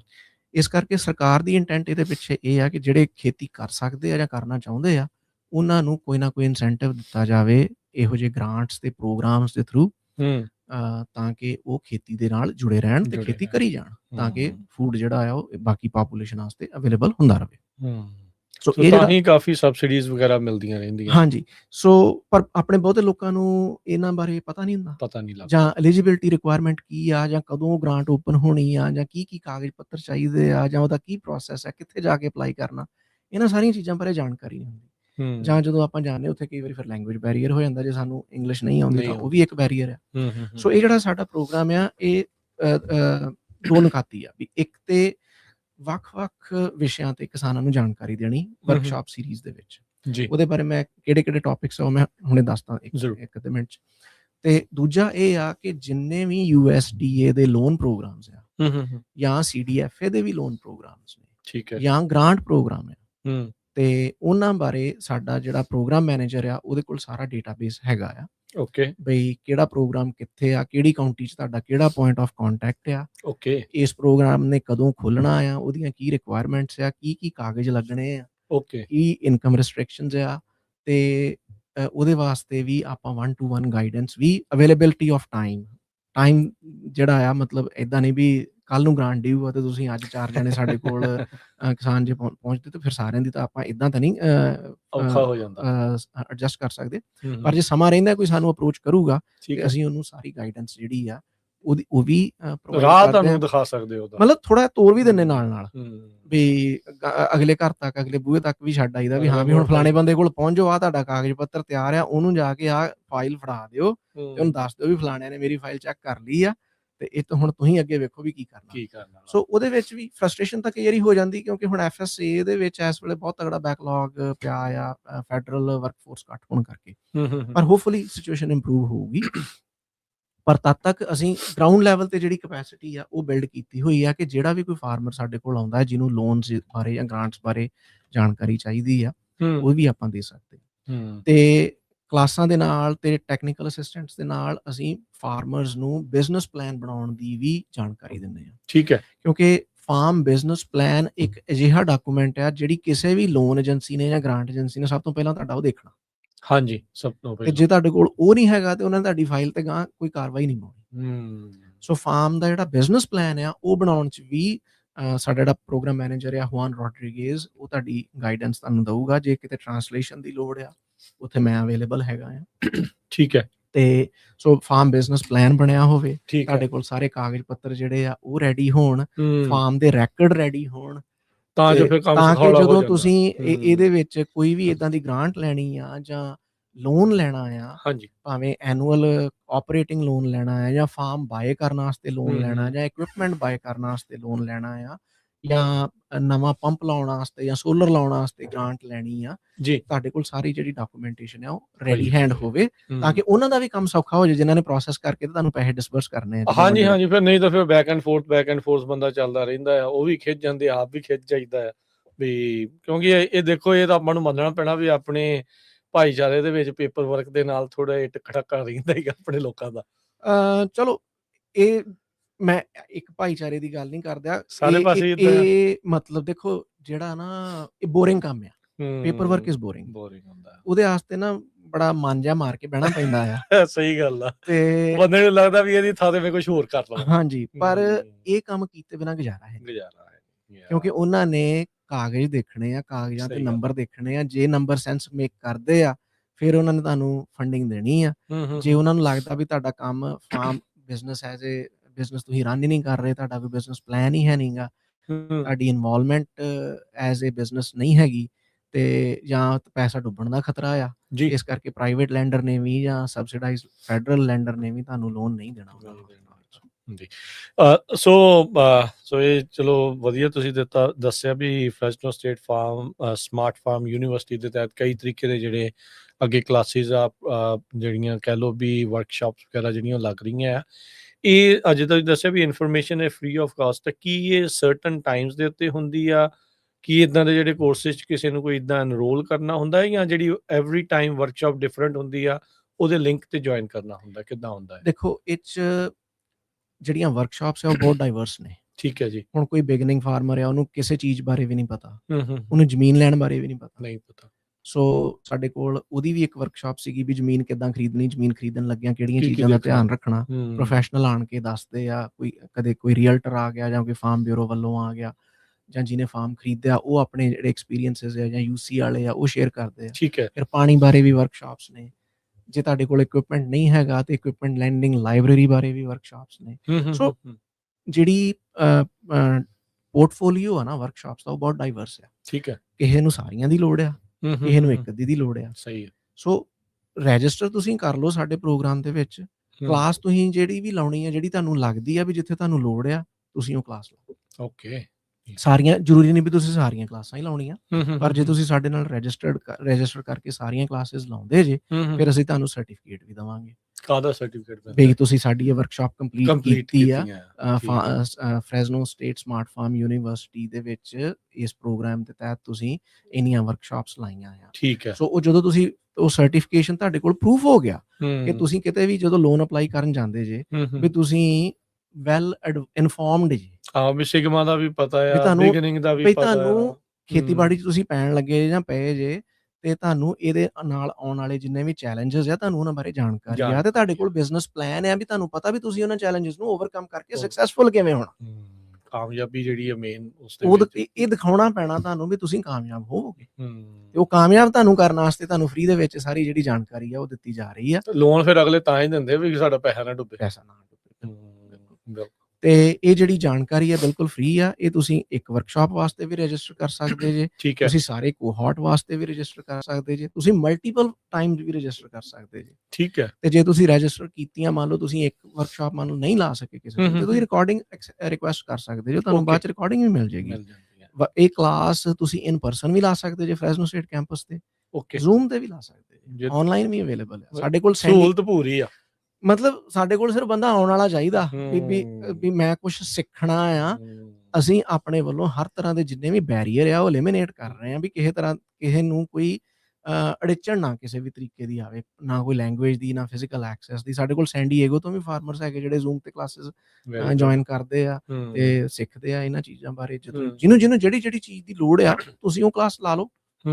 ਤੇ ਇਹ ਜਿਹੜੀਆਂ ਕਲਾਸਿਸ ਆ ਇਹ ਕੀ ਸਪੈਸੀਫਿਕਲੀ ਕੈਲੀਫੋਰਨੀਅਨਸ ਵਾਸਤੇ ਹੀ ਆ ਜਾਂ ਕਿਤੋਂ ਵੀ ਕੋਈ ਵੀ US 'ਚ ਲਾ ਸਕਦਾ ਆ? ਦੇਖੋ ਪ੍ਰੋਗਰਾਮ ਤਾਂ ਹੈ 31 ਕਾਉਂਟੀਜ਼ ਵਾਸਤੇ, ਸੈਂਟਰਲ ਵੈਲੀ ਦੀਆਂ ਦੀ। ਠੀਕ ਹੈ। ਪਰ ਅਸੀਂ ਮਨਾ ਨਹੀਂ ਕਰਦੇ, ਕਲਾਸ ਲਾਉਣ ਨੂੰ ਕਿਸੇ ਨੂੰ ਮਨਾ ਨਹੀਂ ਕਰਦੇ। ਸਿੱਖ ਲਓ ਜਿਹਨੇ ਸਿੱਖਣਾ। ਹਾਂਜੀ, ਕਿਉਂਕਿ ਅਸੀਂ ਤਾਂ ਪ੍ਰੈਜੈਂਟੇਸ਼ਨ ਦੇਣੀ ਆ। ਜੇ ਉੱਥੇ ਕੋਈ ਜ਼ੂਮ ਤੇ ਕੈਨਜ਼ਸ ਤੋਂ ਵੀ ਆ ਗਿਆ, ਕਿਤੇ ਹੋਰ ਵੀ ਆ ਗਿਆ, ਹੁਣ ਸੈਨ ਡਿਏਗੋ ਸਾਡਾ ਟਾਰਗੇਟਡ ਏਰੀਆ ਨਹੀਂ ਆ।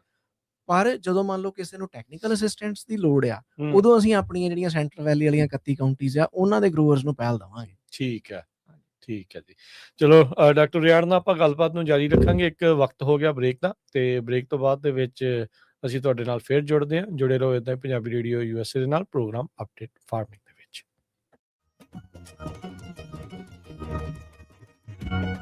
ਪੰਜਾਬੀ ਰੇਡੀਓ USA 7 ਦਿਨ 24 ਘੰਟੇ ਚੱਲਣ ਵਾਲਾ ਪੰਜਾਬੀਆਂ ਦਾ ਆਪਣਾ ਮਨ ਪਾਉਂਦਾ ਰੇਡੀਓ ਸਟੇਸ਼ਨ ਤੇ ਸਾਡੇ ਪਲੇਟਫਾਰਮ ਪੰਜਾਬੀ TV USA ਨੂੰ ਫਾਲੋ ਕਰੋ। ਸਾਡੇ Facebook, YouTube, Instagram ਤੇ TikTok ਪਲੇਟਫਾਰਮਸ ਤੇ ਜੁਆਇਨ ਕਰਨ ਤੋਂ ਮਗਰੋਂ ਸਬਸਕ੍ਰਾਈਬ ਕਰੋ, ਫਾਲੋ ਕਰੋ ਔਰ ਅਪਡੇਟ ਰਹੋ। ਅਸੀਂ ਤੁਹਾਨੂੰ ਖਬਰਦਾਰ ਰੱਖਣ ਲਈ ਕਰੰਟ ਅਫੇਅਰਸ ਤੇ ਮਨੋਰੰਜਨ ਭਰਪੂਰ ਐਂਟਰਟੇਨਮੈਂਟ ਪ੍ਰੋਗਰਾਮ ਪੇਸ਼ ਕਰਨੇ ਹਾਂ, ਜਿੱਦਾਂ ਅਪਡੇਟ ਅਮਰੀਕਾ ਪ੍ਰੋਗਰਾਮ ਲੈ ਕੇ ਹਾਜ਼ਰ ਹੋ ਚੁੱਕੇ ਹਾਂ ਇਸ ਮੌਕੇ। ਅਪਡੇਟ ਅਮਰੀਕਾ, ਅਪਡੇਟ ਕੈਲੀਫੋਰਨੀਆ, ਖਬਰ ਤੇ ਨਜ਼ਰ, ਅਪਡੇਟ ਇਮੀਗ੍ਰੇਸ਼ਨ, ਸਾਂਝੀ ਸੱਤ, update Pakistan, Sikh history, update farming, gateway to college, breaking news, ਕਵੀ ਦਰਬਾਰ, ਅਪਡੇਟ ਕੈਨੇਡਾ, ਪੰਥਕ paradigm, the Sikh excellence show, Punjabi tech talk, interviews, live coverages ਤੇ ਲਾਈਵ ਰੋਡ ਸ਼ੋ। ਇਸ ਤੋਂ ਅੱਡ ਅਣਗਿਣਤ ਪ੍ਰੋਗਰਾਮਸ 24 ਘੰਟੇ ਚੱਲਣ ਵਾਲੇ ਪੰਜਾਬੀਆਂ ਦੇ ਸਭ ਤੋਂ ਵੱਡੇ ਪੰਜਾਬੀ ਰੇਡੀਓ ਨੈਟਵਰਕ ਤੇ ਪੰਜਾਬੀ TV USA ਤੇ ਆਪਣੇ ਬਿਜ਼ਨਸ ਦੀ ਪ੍ਰਮੋਸ਼ਨ ਕਰੋ। ਪ੍ਰਮੋਸ਼ਨ ਵਾਸਤੇ ਸਾਡਾ ਟੈਲੀਫੋਨ ਨੰਬਰ 408 272 5200 ਯਾਨੀ 408 272 5200 ਤੇ ਦੂਜਾ ਨੰਬਰ 408 722 7698 डायल करो यानी 4087227698। पंजाबी रेडियो USA ਤੁਹਾਡੇ ਬਿਜ਼ਨਸ ਦੇ ਵਧਾ ਦੇ ਵਾਸਤੇ ਆਪਣੇ ਪਲੇਟਫਾਰਮਸ ਰਾਹੀਂ ਇੱਕ ਭਰਵਾਂ ਕਿਰਦਾਰ ਨਿਭਾਏਗਾ। ਤੁਹਾਡਾ ਭਰੋਸਾ ਹੀ ਸਾਡਾ ਮਾਣ ਔਰ ਸਾਡੀ ਤਰੱਕੀ ਹੈ। ਜੁੜੇ ਰਹੋ ਪੰਜਾਬੀ ਰੇਡੀਓ USA ਨਾਲ। ਕਲੈਕਸ਼ਨ ਕਾਲਸ ਬੰਦ ਕਰਵਾਓ, 60% ਤੱਕ ਆਪਣਾ ਕਰਜ਼ਾ ਮਾਫ ਕਰਵਾਓ ਤੇ ਲਾਇਰਸ ਤੁਹਾਨੂੰ ਆਊਟ ਆਫ ਕੋਰਟ ਸੈਟਲਮੈਂਟਸ ਲੈ ਕੇ ਦੇਣਗੇ। ਅਸੀਂ ਇੱਕ ਨਿੱਕਾ ਪੈਸਾ ਨਹੀਂ ਲੈਂਦੇ ਜਦ ਤੱਕ ਤੁਹਾਡਾ ਕਰਜ਼ਾ ਮਾਫ ਨਹੀਂ ਕਰਵਾ ਦਿੰਦੇ। US ਤੇ ਕੈਨੇਡਾ ਲਈ ਕਾਲ ਕਰੋ 888-888-9914। Good credit can open a lot of doors, but if you have bankruptcies, judgments, collections, garnishments, late payments, repossessions, you have been refused a loan, your credit is low, Zainu Credit Repair can help. Zainu Credit Repair specializes in repairing credit reports. Zainu Credit Repair will not charge a single penny until they produce results. Unable to get a loan or have questionable debt, call Zainu. Repair your credit. Repair your life. For US and Canada, call 800-400-9468. Bankruptcy, judgements ਤੇ veg ਗਾਰਨਿਸ਼ਮੈਂਟਸ ਤੋਂ ਬਚੋ। 60% ਤੱਕ ਆਪਣਾ ਕਰਜ਼ਾ ਮਾਫ ਕਰਵਾਓ। ਸੌਖੇ monthly instalments ਭਰੋ। ਅਸੀਂ ਇੱਕ ਨਿੱਕਾ ਪੈਸਾ ਨਹੀਂ ਲੈਂਦੇ ਜਦ ਤੱਕ ਤੁਹਾਡਾ ਕਰਜ਼ਾ ਮਾਫ ਨਹੀਂ ਕਰਵਾ ਦਿੰਦੇ। US ਤੇ ਕੈਨੇਡਾ ਲਈ ਕਾਲ ਕਰੋ 888-888-9914। ਪੰਜਾਬੀ ਰੇਡੀਓ USA 7 ਦਿਨ 24 ਘੰਟੇ ਚੱਲਣ ਵਾਲਾ ਪੰਜਾਬੀਆਂ ਦਾ ਆਪਣਾ ਮਨ ਪਾਉਂਦਾ ਰੇਡੀਓ ਸਟੇਸ਼ਨ ਤੇ ਸਾਡੇ ਪਲੇਟਫਾਰਮ ਪੰਜਾਬੀ TV USA ਨੂੰ ਫਾਲੋ ਕਰੋ। ਸਾਡੇ Facebook, YouTube, Instagram ਤੇ TikTok ਪਲੇਟਫਾਰਮਸ ਤੇ ਜੁਆਇਨ ਕਰਨ ਤੋਂ ਮਗਰੋਂ ਸਬਸਕ੍ਰਾਈਬ ਕਰੋ, ਫਾਲੋ ਕਰੋ ਔਰ ਅਪਡੇਟ ਰਹੋ। ਅਸੀਂ ਤੁਹਾਨੂੰ ਖਬਰਦਾਰ ਰੱਖਣ ਲਈ ਕਰੰਟ ਅਫੇਅਰਸ ਤੇ ਮਨੋਰੰਜਨ ਭਰਪੂਰ ਐਂਟਰਟੇਨਮੈਂਟ ਪ੍ਰੋਗਰਾਮ ਪੇਸ਼ ਕਰਨੇ ਹਾਂ, ਜਿੱਦਾਂ ਅਪਡੇਟ ਅਮਰੀਕਾ ਪ੍ਰੋਗਰਾਮ ਲੈ ਕੇ ਹਾਜ਼ਰ ਹੋ ਚੁੱਕੇ ਹਾਂ ਇਸ ਮੌਕੇ। ਅਪਡੇਟ ਅਮਰੀਕਾ, ਅਪਡੇਟ ਕੈਲੀਫੋਰਨੀਆ, ਖਬਰ ਤੇ ਨਜ਼ਰ, ਅਪਡੇਟ ਇਮੀਗ੍ਰੇਸ਼ਨ, ਸਾਂਝੀ 7, update Pakistan, Sikh history, update farming, gateway to college, breaking news, ਕਵੀ ਦਰਬਾਰ, ਅਪਡੇਟ ਕੈਨੇਡਾ, ਪੰਥਕ paradigm, the Sikh excellence show, Punjabi tech talk, interviews, live coverages ਤੇ ਲਾਈਵ ਰੋਡ ਸ਼ੋ, ਇਸ ਤੋਂ ਅੱਡ ਅਣਗਿਣਤ ਪ੍ਰੋਗਰਾਮਸ 24 ਘੰਟੇ ਚੱਲਣ ਵਾਲੇ ਪੰਜਾਬੀਆਂ ਦੇ ਸਭ ਤੋਂ ਵੱਡੇ ਪੰਜਾਬੀ ਰੇਡੀਓ ਨੈਟਵਰਕ ਤੇ ਪੰਜਾਬੀ TV USA ਤੇ ਆਪਣੇ ਬਿਜ਼ਨਸ ਦੀ ਪ੍ਰਮੋਸ਼ਨ ਕਰੋ। ਪ੍ਰਮੋਸ਼ਨ ਵਾਸਤੇ ਸਾਡਾ ਟੈਲੀਫੋਨ ਨੰਬਰ 408-272-5200 ਯਾਨੀ 4082725200 ਤੇ ਦੂਜਾ ਨੰਬਰ 408-722-7698 ਡਾਇਲ ਕਰੋ ਯਾਨੀ 4087227698। ਪੰਜਾਬੀ ਰੇਡੀਓ USA ਤੁਹਾਡੇ ਬਿਜ਼ਨਸ ਦੇ ਵਧਾ ਦੇ ਵਾਸਤੇ ਆਪਣੇ ਪਲੇਟਫਾਰਮਸ ਰਾਹੀਂ ਇੱਕ ਭਰਵਾਂ ਕਿਰਦਾਰ ਨਿਭਾਏਗਾ। ਤੁਹਾਡਾ ਭਰੋਸਾ ਹੀ ਸਾਡਾ ਮਾਣ ਔਰ ਸਾਡੀ ਤਰੱਕੀ ਹੈ। ਜੁੜੇ ਰਹੋ ਪੰਜਾਬੀ ਰੇਡੀਓ USA ਨਾਲ। ਕਲੈਕਸ਼ਨ ਕਾਲਸ ਬੰਦ ਕਰਵਾਓ, 60% ਤੱਕ ਆਪਣਾ ਕਰਜ਼ਾ ਮਾਫ ਕਰਵਾਓ ਤੇ ਲਾਇਰਸ ਤੁਹਾਨੂੰ ਆਊਟ ਆਫ ਕੋਰਟ ਸੈਟਲਮੈਂਟਸ ਲੈ ਕੇ ਦੇਣਗੇ। ਅਸੀਂ ਇੱਕ ਨਿੱਕਾ ਪੈਸਾ ਨਹੀਂ ਲੈਂਦੇ ਜਦ ਤੱਕ ਤੁਹਾਡਾ ਕਰਜ਼ਾ ਮਾਫ ਨਹੀਂ ਕਰਵਾ ਦਿੰਦੇ। US ਤੇ ਕੈਨੇਡਾ ਲਈ ਕਾਲ ਕਰੋ 888-888-9914। Good credit can open a lot of doors, but if you have bankruptcies, judgments, collections, garnishments, late payments, repossessions, you have been refused a loan, your credit is low, Zainu Credit Repair can help. Zainu Credit Repair specializes in repairing credit reports. Zainu Credit Repair will not charge a single penny until they produce results. Unable to get a loan or have questionable debt, call Zainu. Repair your credit. Repair your life. For US and Canada, call 800-400-9468. Bankruptcy, judgements ਤੇ veg ਗਾਰਨਿਸ਼ਮੈਂਟਸ ਤੋਂ ਬਚੋ। 60% ਤੱਕ ਆਪਣਾ ਕਰਜ਼ਾ ਮਾਫ ਕਰਵਾਓ। ਸੌਖੇ monthly instalments ਭਰੋ। ਅਸੀਂ ਇੱਕ ਨਿੱਕਾ ਪੈਸਾ ਨਹੀਂ ਲੈਂਦੇ ਜਦ ਤੱਕ ਤੁਹਾਡਾ ਕਰਜ਼ਾ ਮਾਫ ਨਹੀਂ ਕਰਵਾ ਦਿੰਦੇ। US ਤੇ ਕੈਨੇਡਾ ਲਈ ਕਾਲ ਕਰੋ 888-888-9914। ਪੰਜਾਬੀ ਰੇਡੀਓ USA 7 ਦਿਨ 24 ਘੰਟੇ ਚੱਲਣ ਵਾਲਾ ਪੰਜਾਬੀਆਂ ਦਾ ਆਪਣਾ ਮਨ ਪਾਉਂਦਾ ਰੇਡੀਓ ਸਟੇਸ਼ਨ ਤੇ ਸਾਡੇ ਪਲੇਟਫਾਰਮ ਪੰਜਾਬੀ TV USA ਨੂੰ ਫਾਲੋ ਕਰੋ। ਸਾਡੇ Facebook, YouTube, Instagram ਤੇ TikTok ਪਲੇਟਫਾਰਮਸ ਤੇ ਜੁਆਇਨ ਕਰਨ ਤੋਂ ਮਗਰੋਂ ਸਬਸਕ੍ਰਾਈਬ ਕਰੋ, ਫਾਲੋ ਕਰੋ ਔਰ ਅਪਡੇਟ ਰਹੋ। ਅਸੀਂ ਤੁਹਾਨੂੰ ਖਬਰਦਾਰ ਰੱਖਣ ਲਈ ਕਰੰਟ ਅਫੇਅਰਸ ਤੇ ਮਨੋਰੰਜਨ ਭਰਪੂਰ ਐਂਟਰਟੇਨਮੈਂਟ ਪ੍ਰੋਗਰਾਮ ਪੇਸ਼ ਕਰਨੇ ਹਾਂ, ਜਿੱਦਾਂ ਅਪਡੇਟ ਅਮਰੀਕਾ ਪ੍ਰੋਗਰਾਮ ਲੈ ਕੇ ਹਾਜ਼ਰ ਹੋ ਚੁੱਕੇ ਹਾਂ ਇਸ ਮੌਕੇ। ਅਪਡੇਟ ਅਮਰੀਕਾ, ਅਪਡੇਟ ਕੈਲੀਫੋਰਨੀਆ, ਖਬਰ ਤੇ ਨਜ਼ਰ, ਅਪਡੇਟ ਇਮੀਗ੍ਰੇਸ਼ਨ, ਸਾਂਝੀ 7, update Pakistan, Sikh history, update farming, gateway to college, breaking news, ਕਵੀ ਦਰਬਾਰ, ਅਪਡੇਟ ਕੈਨੇਡਾ, ਪੰਥਕ paradigm, the Sikh excellence show, Punjabi tech talk, interviews, live coverages ਤੇ ਲਾਈਵ ਰੋਡ ਸ਼ੋ, ਇਸ ਤੋਂ ਅੱਡ ਅਣਗਿਣਤ ਪ੍ਰੋਗਰਾਮਸ 24 ਘੰਟੇ ਚੱਲਣ ਵਾਲੇ ਪੰਜਾਬੀਆਂ ਦੇ ਸਭ ਤੋਂ ਵੱਡੇ ਪੰਜਾਬੀ ਰੇਡੀਓ ਨੈਟਵਰਕ ਤੇ ਪੰਜਾਬੀ TV USA ਤੇ ਆਪਣੇ ਬਿਜ਼ਨਸ ਦੀ ਪ੍ਰਮੋਸ਼ਨ ਕਰੋ। ਪ੍ਰਮੋਸ਼ਨ ਵਾਸਤੇ ਸਾਡਾ ਟੈਲੀਫੋਨ ਨੰਬਰ 408-272-5200 ਯਾਨੀ 4082725200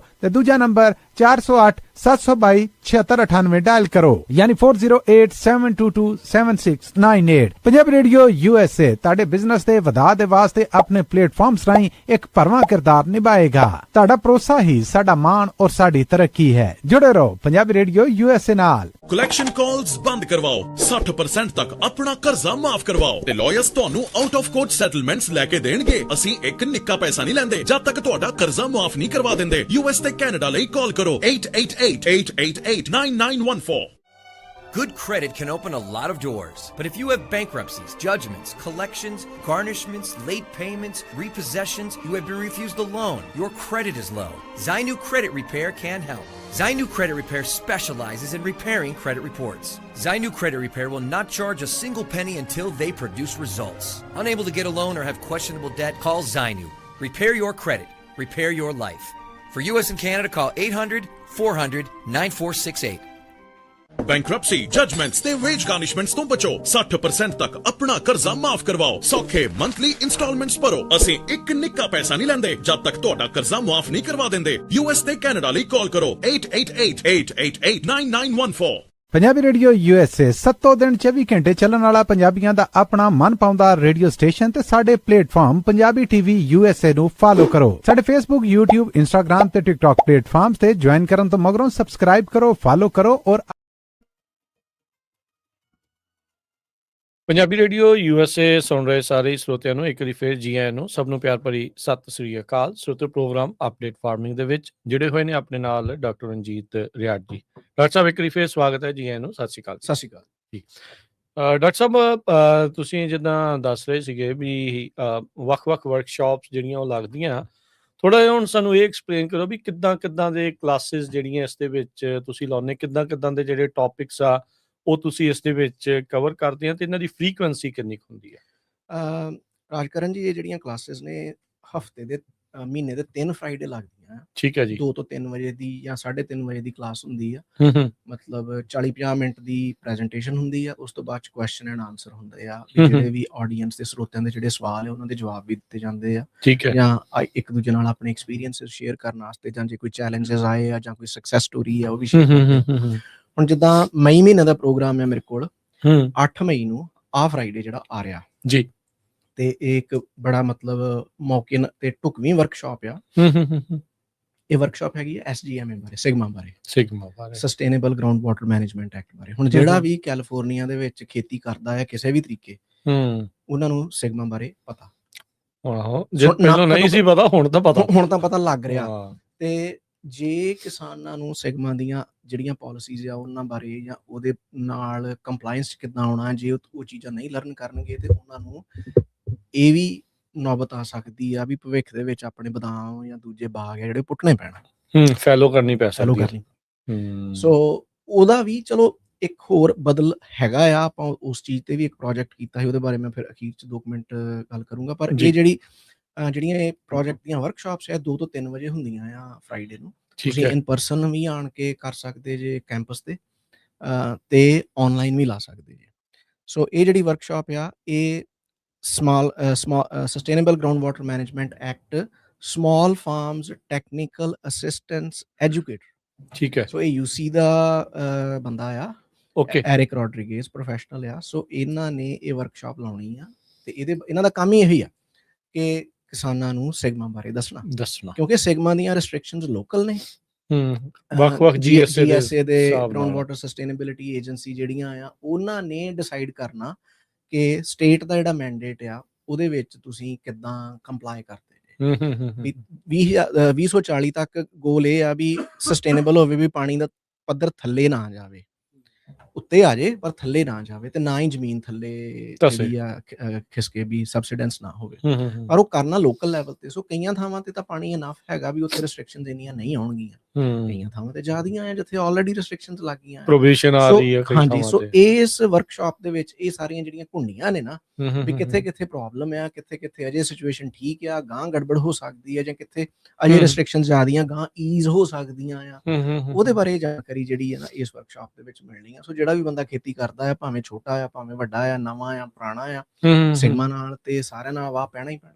ਬਿਲਕੁਲ। ਸੋ ਜੇ ਤੁਸੀਂ ਇਹਦੇ ਬਾਰੇ ਜਾਣਕਾਰੀ ਲੈਣੀ ਚਾਹੁੰਦੇ ਜੇ ਜਾਂ ਇਹ ਵਰਕਸ਼ਾਪ ਅਟੈਂਡ ਕਰਨੀ ਚਾਹੁੰਦੇ ਜੇ ਤਾਂ Fresno State smart farm university search ਕਰਕੇ ਉੱਤੇ ਜਾ ਕੇ ਇਸ ਵਰਕਸ਼ਾਪ ਵਾਸਤੇ ਰਜਿਸਟਰ ਕਰ ਲਓ। ਤੁਹਾਨੂੰ ਲਿੰਕ ਭੇਜਿਆ ਜਾਊਗਾ। ਜੇ ਤੁਸੀਂ ਆਲਰੇਡੀ ਪੱਗ ਦੇ ਮੈਂਬਰ ਜੇ ਤੇ ਮੈਂ ਆਲਰੇਡੀ ਫਲਾਇਰ ਪਿਛਲੇ ਹਫ਼ਤੇ ਹੀ ਭੇਜ ਦਿੱਤਾ ਸੀਗਾ, ਤੁਸੀਂ ਉੱਥੋਂ ਵੀ ਰਜਿਸਟਰ ਕਰ ਸਕਦੇ। ਸੋ ਦੂਜੀ ਜਿਹੜੀ ਵਰਕਸ਼ਾਪ ਹੈ ਮਈ ਮਹੀਨੇ ਦੀ, ਉਹ ਹੈਗੀ ਆ ਪ੍ਰੋਜੈਕਟ APSM ਦੇ ਨਾਲ। ਸੋ ਇਹ ਪ੍ਰੋਜੈਕਟ ਆ ਪੋਲੀਨੇਟਰ ਹੈਬੀਟੈਟ ਨਾਲ।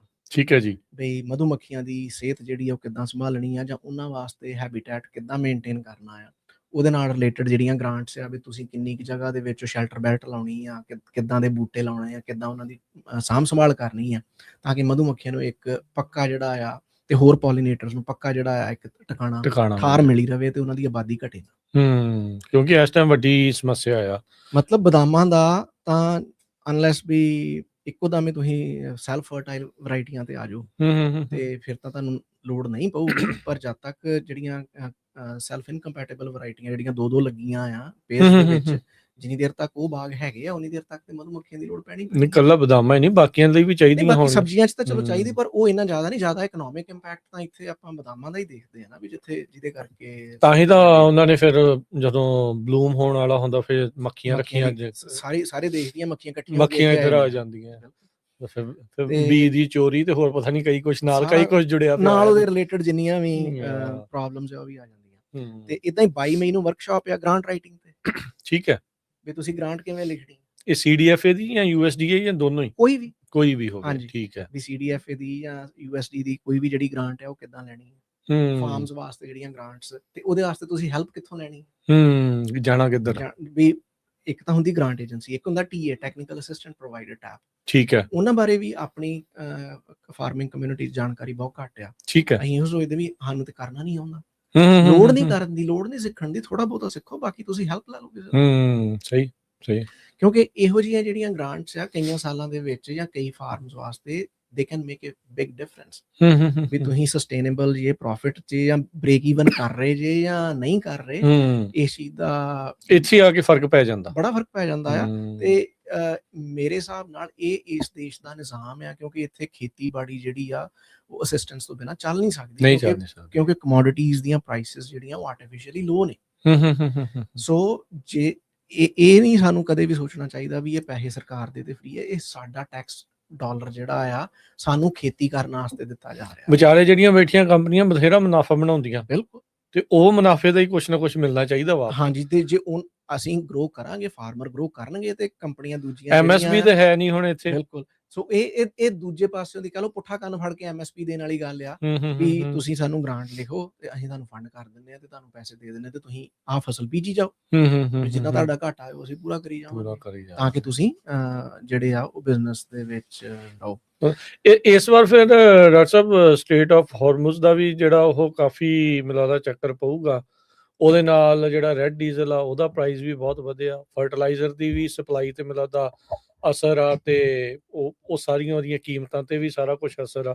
ਸੋ ਉਹਨੂੰ ਕਿੱਦਾਂ ਇਸ ਟਾਈਮ ਉਹ ਚੈਲੰਜ ਨੂੰ ਕਿੱਦਾਂ ਕਰਨਾ ਹੈ? ਦੇਖੋ, ਉਹ ਬਿਗਰ ਚੈਲੰਜ ਆ ਤੇ ਉਹ ਸੋਸਾਇਟਲ ਤੇ ਗਲੋਬਲ ਸਕੇਲ ਤੇ ਸੋਲਵ ਹੋਣ ਵਾਲਾ ਇਸ਼ੂ ਆ। ਅਸਰ ਹੁੰਦਾ ਹੈ, ਪਰ ਇਹਦਾ ਮਤਲਬ ਇਹ ਨਹੀਂ ਕਿ ਤੁਸੀਂ ਐਜ਼ ਐਨ ਇੰਡੀਵਿਜੂਅਲ ਗਰੋਅਰ ਕੁਝ ਕਰ ਨਹੀਂ ਸਕਦੇ। ਮੈਂ 2 ਪ੍ਰੈਕਟਿਸਿਸ ਦੀ ਗੱਲ ਕਰੂੰਗਾ, ਠੀਕ ਹੈ, ਜਿਹਦੇ ਨਾਲ ਤੁਸੀਂ ਡੀਜ਼ਲ ਦਾ ਖਰਚਾ ਵੀ ਬਚਾਓਗੇ ਤੇ ਖਾਦ ਦਾ ਖਰਚਾ ਵੀ ਬਚਾਓਗੇ। ਜ਼ਰੂਰ ਦੱਸੋ। ਇੱਕ ਤੇ ਹੈਗਾ ਨੋ ਟਿਲ ਪ੍ਰੈਕਟਿਸਿਸ। ਠੀਕ ਹੈ, ਜਿਹੜਾ ਵੀ ਕਿਸਾਨ ਜਿੱਥੇ ਵੀ ਨੋ ਟਿਲ ਕੋਈ ਵੀ ਫਾਰਮਿੰਗ ਕਰ ਸਕਦਾ ਆ, ਉੱਥੇ ਉਹਦਾ ਡੀਜ਼ਲ ਦਾ, ਲੇਬਰ ਦਾ, ਡੈਪਰੀਸੀਏਸ਼ਨ ਦਾ, ਮਸ਼ੀਨਰੀ ਦਾ ਤੇ ਟਾਈਮ ਦਾ ਜਿੰਨੀ ਬਚਤ ਹੋਣੀ ਆ। ਸੋ ਸਾਰਿਆਂ 'ਚ ਨਹੀਂ ਹੋ ਸਕਦੀ, ਪਰ ਜਿੱਥੇ ਜਿਹੜੀ ਵੀ ਫਸਲ ਦੇ ਵਿੱਚ ਇਹ ਹੋ ਸਕਦੀ ਆ ਸਾਨੂੰ, ਤੇ ਇਹਦੇ ਬਾਰੇ ਟੈਕਨੋਲੋਜੀ ਵੀ ਅਵੇਲੇਬਲ ਆ, ਜਾਣਕਾਰੀ ਵੀ ਬਥੇਰੀ ਅਵੇਲੇਬਲ ਆ। ਹਾਂਜੀ, ਤੇ ਜੇ ਕੋਈ ਕੁਐਸਚਨ ਹੈਗਾ ਤਾਂ ਮੈਂ ਇਹਦੇ ਬਾਰੇ ਵਰਕਸ਼ਾਪ ਵੀ ਕਰ ਸਕਦਾ। ਇਸੇ ਪ੍ਰੋਗਰਾਮ ਦੇ ਵਿੱਚ ਮੈਂ ਕਲਾਸ ਲਾ ਲੂੰਗਾ। ਠੀਕ ਹੈ, ਨੋ ਟਿਲ ਤੇ ਜਾਂ ਆਪਾਂ ਨੋ ਟਿਲ ਵਾਲਾ ਜਿਹੜਾ ਐਕਸਪਰਟ ਹੈ ਇੱਥੇ ਸਾਡੇ UCANR ਦੇ ਵਿੱਚ, ਆਪਾਂ ਉਹਨਾਂ ਨੂੰ ਇਨਵਾਈਟ ਕਰਕੇ ਇਹਦੇ ਤੇ ਵਰਕਸ਼ਾਪ ਕਰਾ ਸਕਦੇ ਹਾਂ। ਫਿਰ ਨਦੀਨ ਕਿੱਦਾਂ ਉੱਥੇ ਮੈਨੇਜ ਕਰਨੇ? ਮਿਲਦਾ ਤਾਂ ਉਹੀ ਸਭ ਤੋਂ ਵੱਡਾ ਚੈਲੰਜ ਹੈ ਇਸ ਨੋ ਟਿਲ 'ਚ। ਨਹੀਂ, ਉਹਦਾ ਵੀ ਤਰੀਕਾ ਹੈ। ਨੋ ਟਿਲ ਦੇ ਵਿੱਚ ਜੇ ਤੁਸੀਂ ਨਾ ਮਲਚ ਦੀ ਲੇਅਰ ਉੱਤੇ ਹੋਵੇ ਤੇ ਰੈਜ਼ੀਡਿਊ ਦੇ ਵਿੱਚੋਂ ਕੱਟ ਕੇ ਨੋ ਟਿਲ ਡਰਿਲ ਦੇ ਨਾਲ ਜਾਂ ਇਕਵਿਪਮੈਂਟ ਜਿਹੜਾ ਵੀ ਉਹਦੇ ਨਾਲ ਤੁਸੀਂ ਸੀਡ ਥੱਲੇ ਪਾਤਾ, ਦੇਖੋ ਕ੍ਰੌਪ ਦਾ ਸੀਡ ਆ ਨਾ ਉਹ ਕਵਰ ਦੇ ਥੱਲੇ ਵੀ ਉੱਗਾਊਗਾ। ਠੀਕ ਹੈ, ਜਿਹੜਾ ਨਦੀਨ ਦਾ ਸੀਡ ਆ ਨਾ ਉਹ ਕਵਰ ਦੇ ਥੱਲੇ ਨਹੀਂ ਉੱਗੂਗਾ। ਅੱਛਾ, ਕਿਉਂਕਿ ਇਹਨਾਂ ਬਹੁਤ ਸਾਰੇ ਵੀਡ ਸੀਡਸ ਨੂੰ ਲਾਈਟ ਚਾਹੀਦੀ ਹੁੰਦੀ ਹੈ। ਓਕੇ। ਸੋ ਪੱਧਰੀ ਜ਼ਮੀਨ ਦੇ ਉੱਤੇ ਜਿੱਥੇ ਧੁੱਪ ਪੈ ਰਹੀ ਆ ਉੱਥੇ ਉੱਗੂਗਾ। ਤੁਸੀਂ ਕਦੇ ਨੋਟਿਸ ਕੀਤਾ ਹੋਣਾ ਵੀ ਜ਼ਮੀਨ ਤੇ ਚਲੋ ਆਪਾਂ 6 ਇੰਚ ਤੱਕ ਵਾਹੁੰਦੇ ਆ, ਪਰ ਨਦੀਨ ਕਦੇ 2 ਇੰਚ ਤੋਂ ਥੱਲੇ ਉੱਗਦਿਆ ਵੇਖਿਆ? ਉਹ ਹਮੇਸ਼ਾ ਉੱਪਰਲੇ 1 ਇੰਚ ਚੋਂ ਹੀ ਉੱਗਦਾ। ਉਹ ਕਿਉਂ ਉਸ 1 ਇੰਚ ਚੋਂ ਉੱਗਦਾ? ਕਿਉਂਕਿ ਨਦੀਨ ਦੇ ਬੀਜ ਨੂੰ ਪਤਾ, ਬਹੁਤੇ ਨਦੀਨਾਂ ਦੇ ਬੀਜ ਛੋਟੇ ਹੁੰਦੇ ਆ ਤੇ ਉਹਨਾਂ ਨੂੰ ਇਹਨਾਂ ਤਾਂ ਹੀ ਤਾਂ ਦੀਦੇ ਨਹੀਂ। ਤੇ ਇਸੇ ਕਰਕੇ ਉਹਨਾਂ ਨੂੰ ਵੀ ਪਤਾ ਵੀ ਜੇ ਜ਼ਿਆਦਾ ਡੂੰਘੇ ਉੱਗਣ ਲੱਗਾ ਤੇ ਤਦ ਤੱਕ ਜਦ ਤੱਕ ਧੁੱਪ ਲੱਗਣੀ ਆ ਤਦ ਤੱਕ ਖਾਦ ਮੁੱਕ ਜਾਣੀ, ਸਾਰੀ ਖਾਦ ਜਿਹੜੀ ਸਟੋਰਡ ਰਿਜ਼ਰਵਸ ਆ ਸਾਰੇ ਮੁੱਕ ਜਾਣੇ ਆ ਤੇ ਸੀਡਲਿੰਗ ਮਰ ਜਾਊਗਾ। ਉਹ ਉੱਗਦੇ ਹੀ ਉਦੋਂ ਆ ਜਦੋਂ ਉੱਪਰ ਹੁੰਦੇ ਆ। ਠੀਕ ਹੈ। ਉੱਪਰ ਹੁੰਦੇ ਉਹਦਾ ਉਹਨਾਂ ਨੂੰ ਪਤਾ ਕਿੱਥੋਂ ਲੱਗਦਾ? ਕਿਉਂਕਿ ਉਹ ਲਾਈਟ ਉਹਨਾਂ ਨੂੰ ਮਿਲਦੀ ਤੇ ਲਾਈਟ ਉਹਦਾ ਇੱਕ ਕੈਸਕੇਡ ਇਫੈਕਟ ਜਿਹੜਾ ਉਹ ਸ਼ੁਰੂ ਕਰਦੀ ਹੈ, ਜਿੱਤੋਂ ਉਹਨੂੰ ਪਤਾ ਲੱਗਦਾ ਵੀ ਹੁਣ ਉੱਗ ਜਾ।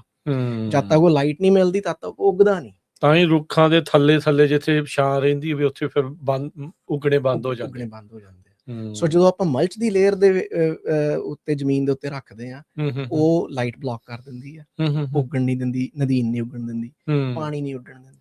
ਸੋ ਜਿਹੜਾ ਪਾਣੀ ਜ਼ਮੀਨ ਦੇ ਵਿੱਚ ਤੁਸੀਂ ਡ੍ਰਿਪ ਨਾਲ ਲਾਇਆ ਉਹ ਬੂਟੇ ਥਾਣੀ ਹੀ ਜਾਊਗਾ, ਸਿੱਧਾ ਨਹੀਂ ਹਵਾ 'ਚ ਜਾਂਦਾ। ਇਰੋਜਨ ਨਹੀਂ ਹੋਣ ਦਿੰਦੀ। ਜਦੋਂ ਵੀ ਕਿਤੇ ਵਿੰਡ ਆਉਂਦੀ ਆ ਉਹਦੇ ਨਾਲ ਘੱਟਾ ਨਹੀਂ ਉੱਡਦਾ, ਮਿੱਟੀ ਦਾ ਲਾਸ ਨਹੀਂ ਹੁੰਦਾ। ਸੋ ਨੋ ਟਿਲ ਪ੍ਰੈਕਟਿਸਿਸ ਹੋ ਗਈਆਂ, ਨਾਲ ਹੀ ਕਵਰ ਕ੍ਰੌਪਿੰਗ ਤੇ ਕੰਪੋਸਟ ਤੇ ਮੈਨਿਓਰ ਐਪਲੀਕੇਸ਼ਨ ਜਿਹੜੀਆਂ ਜੀ ਮੈਨੂੰ ਲੱਗਦਾ ਇਸ ਵਾਰ ਬਹੁਤ ਅਹਿਮ ਰਹਿਣੀਆਂ ਹੈ।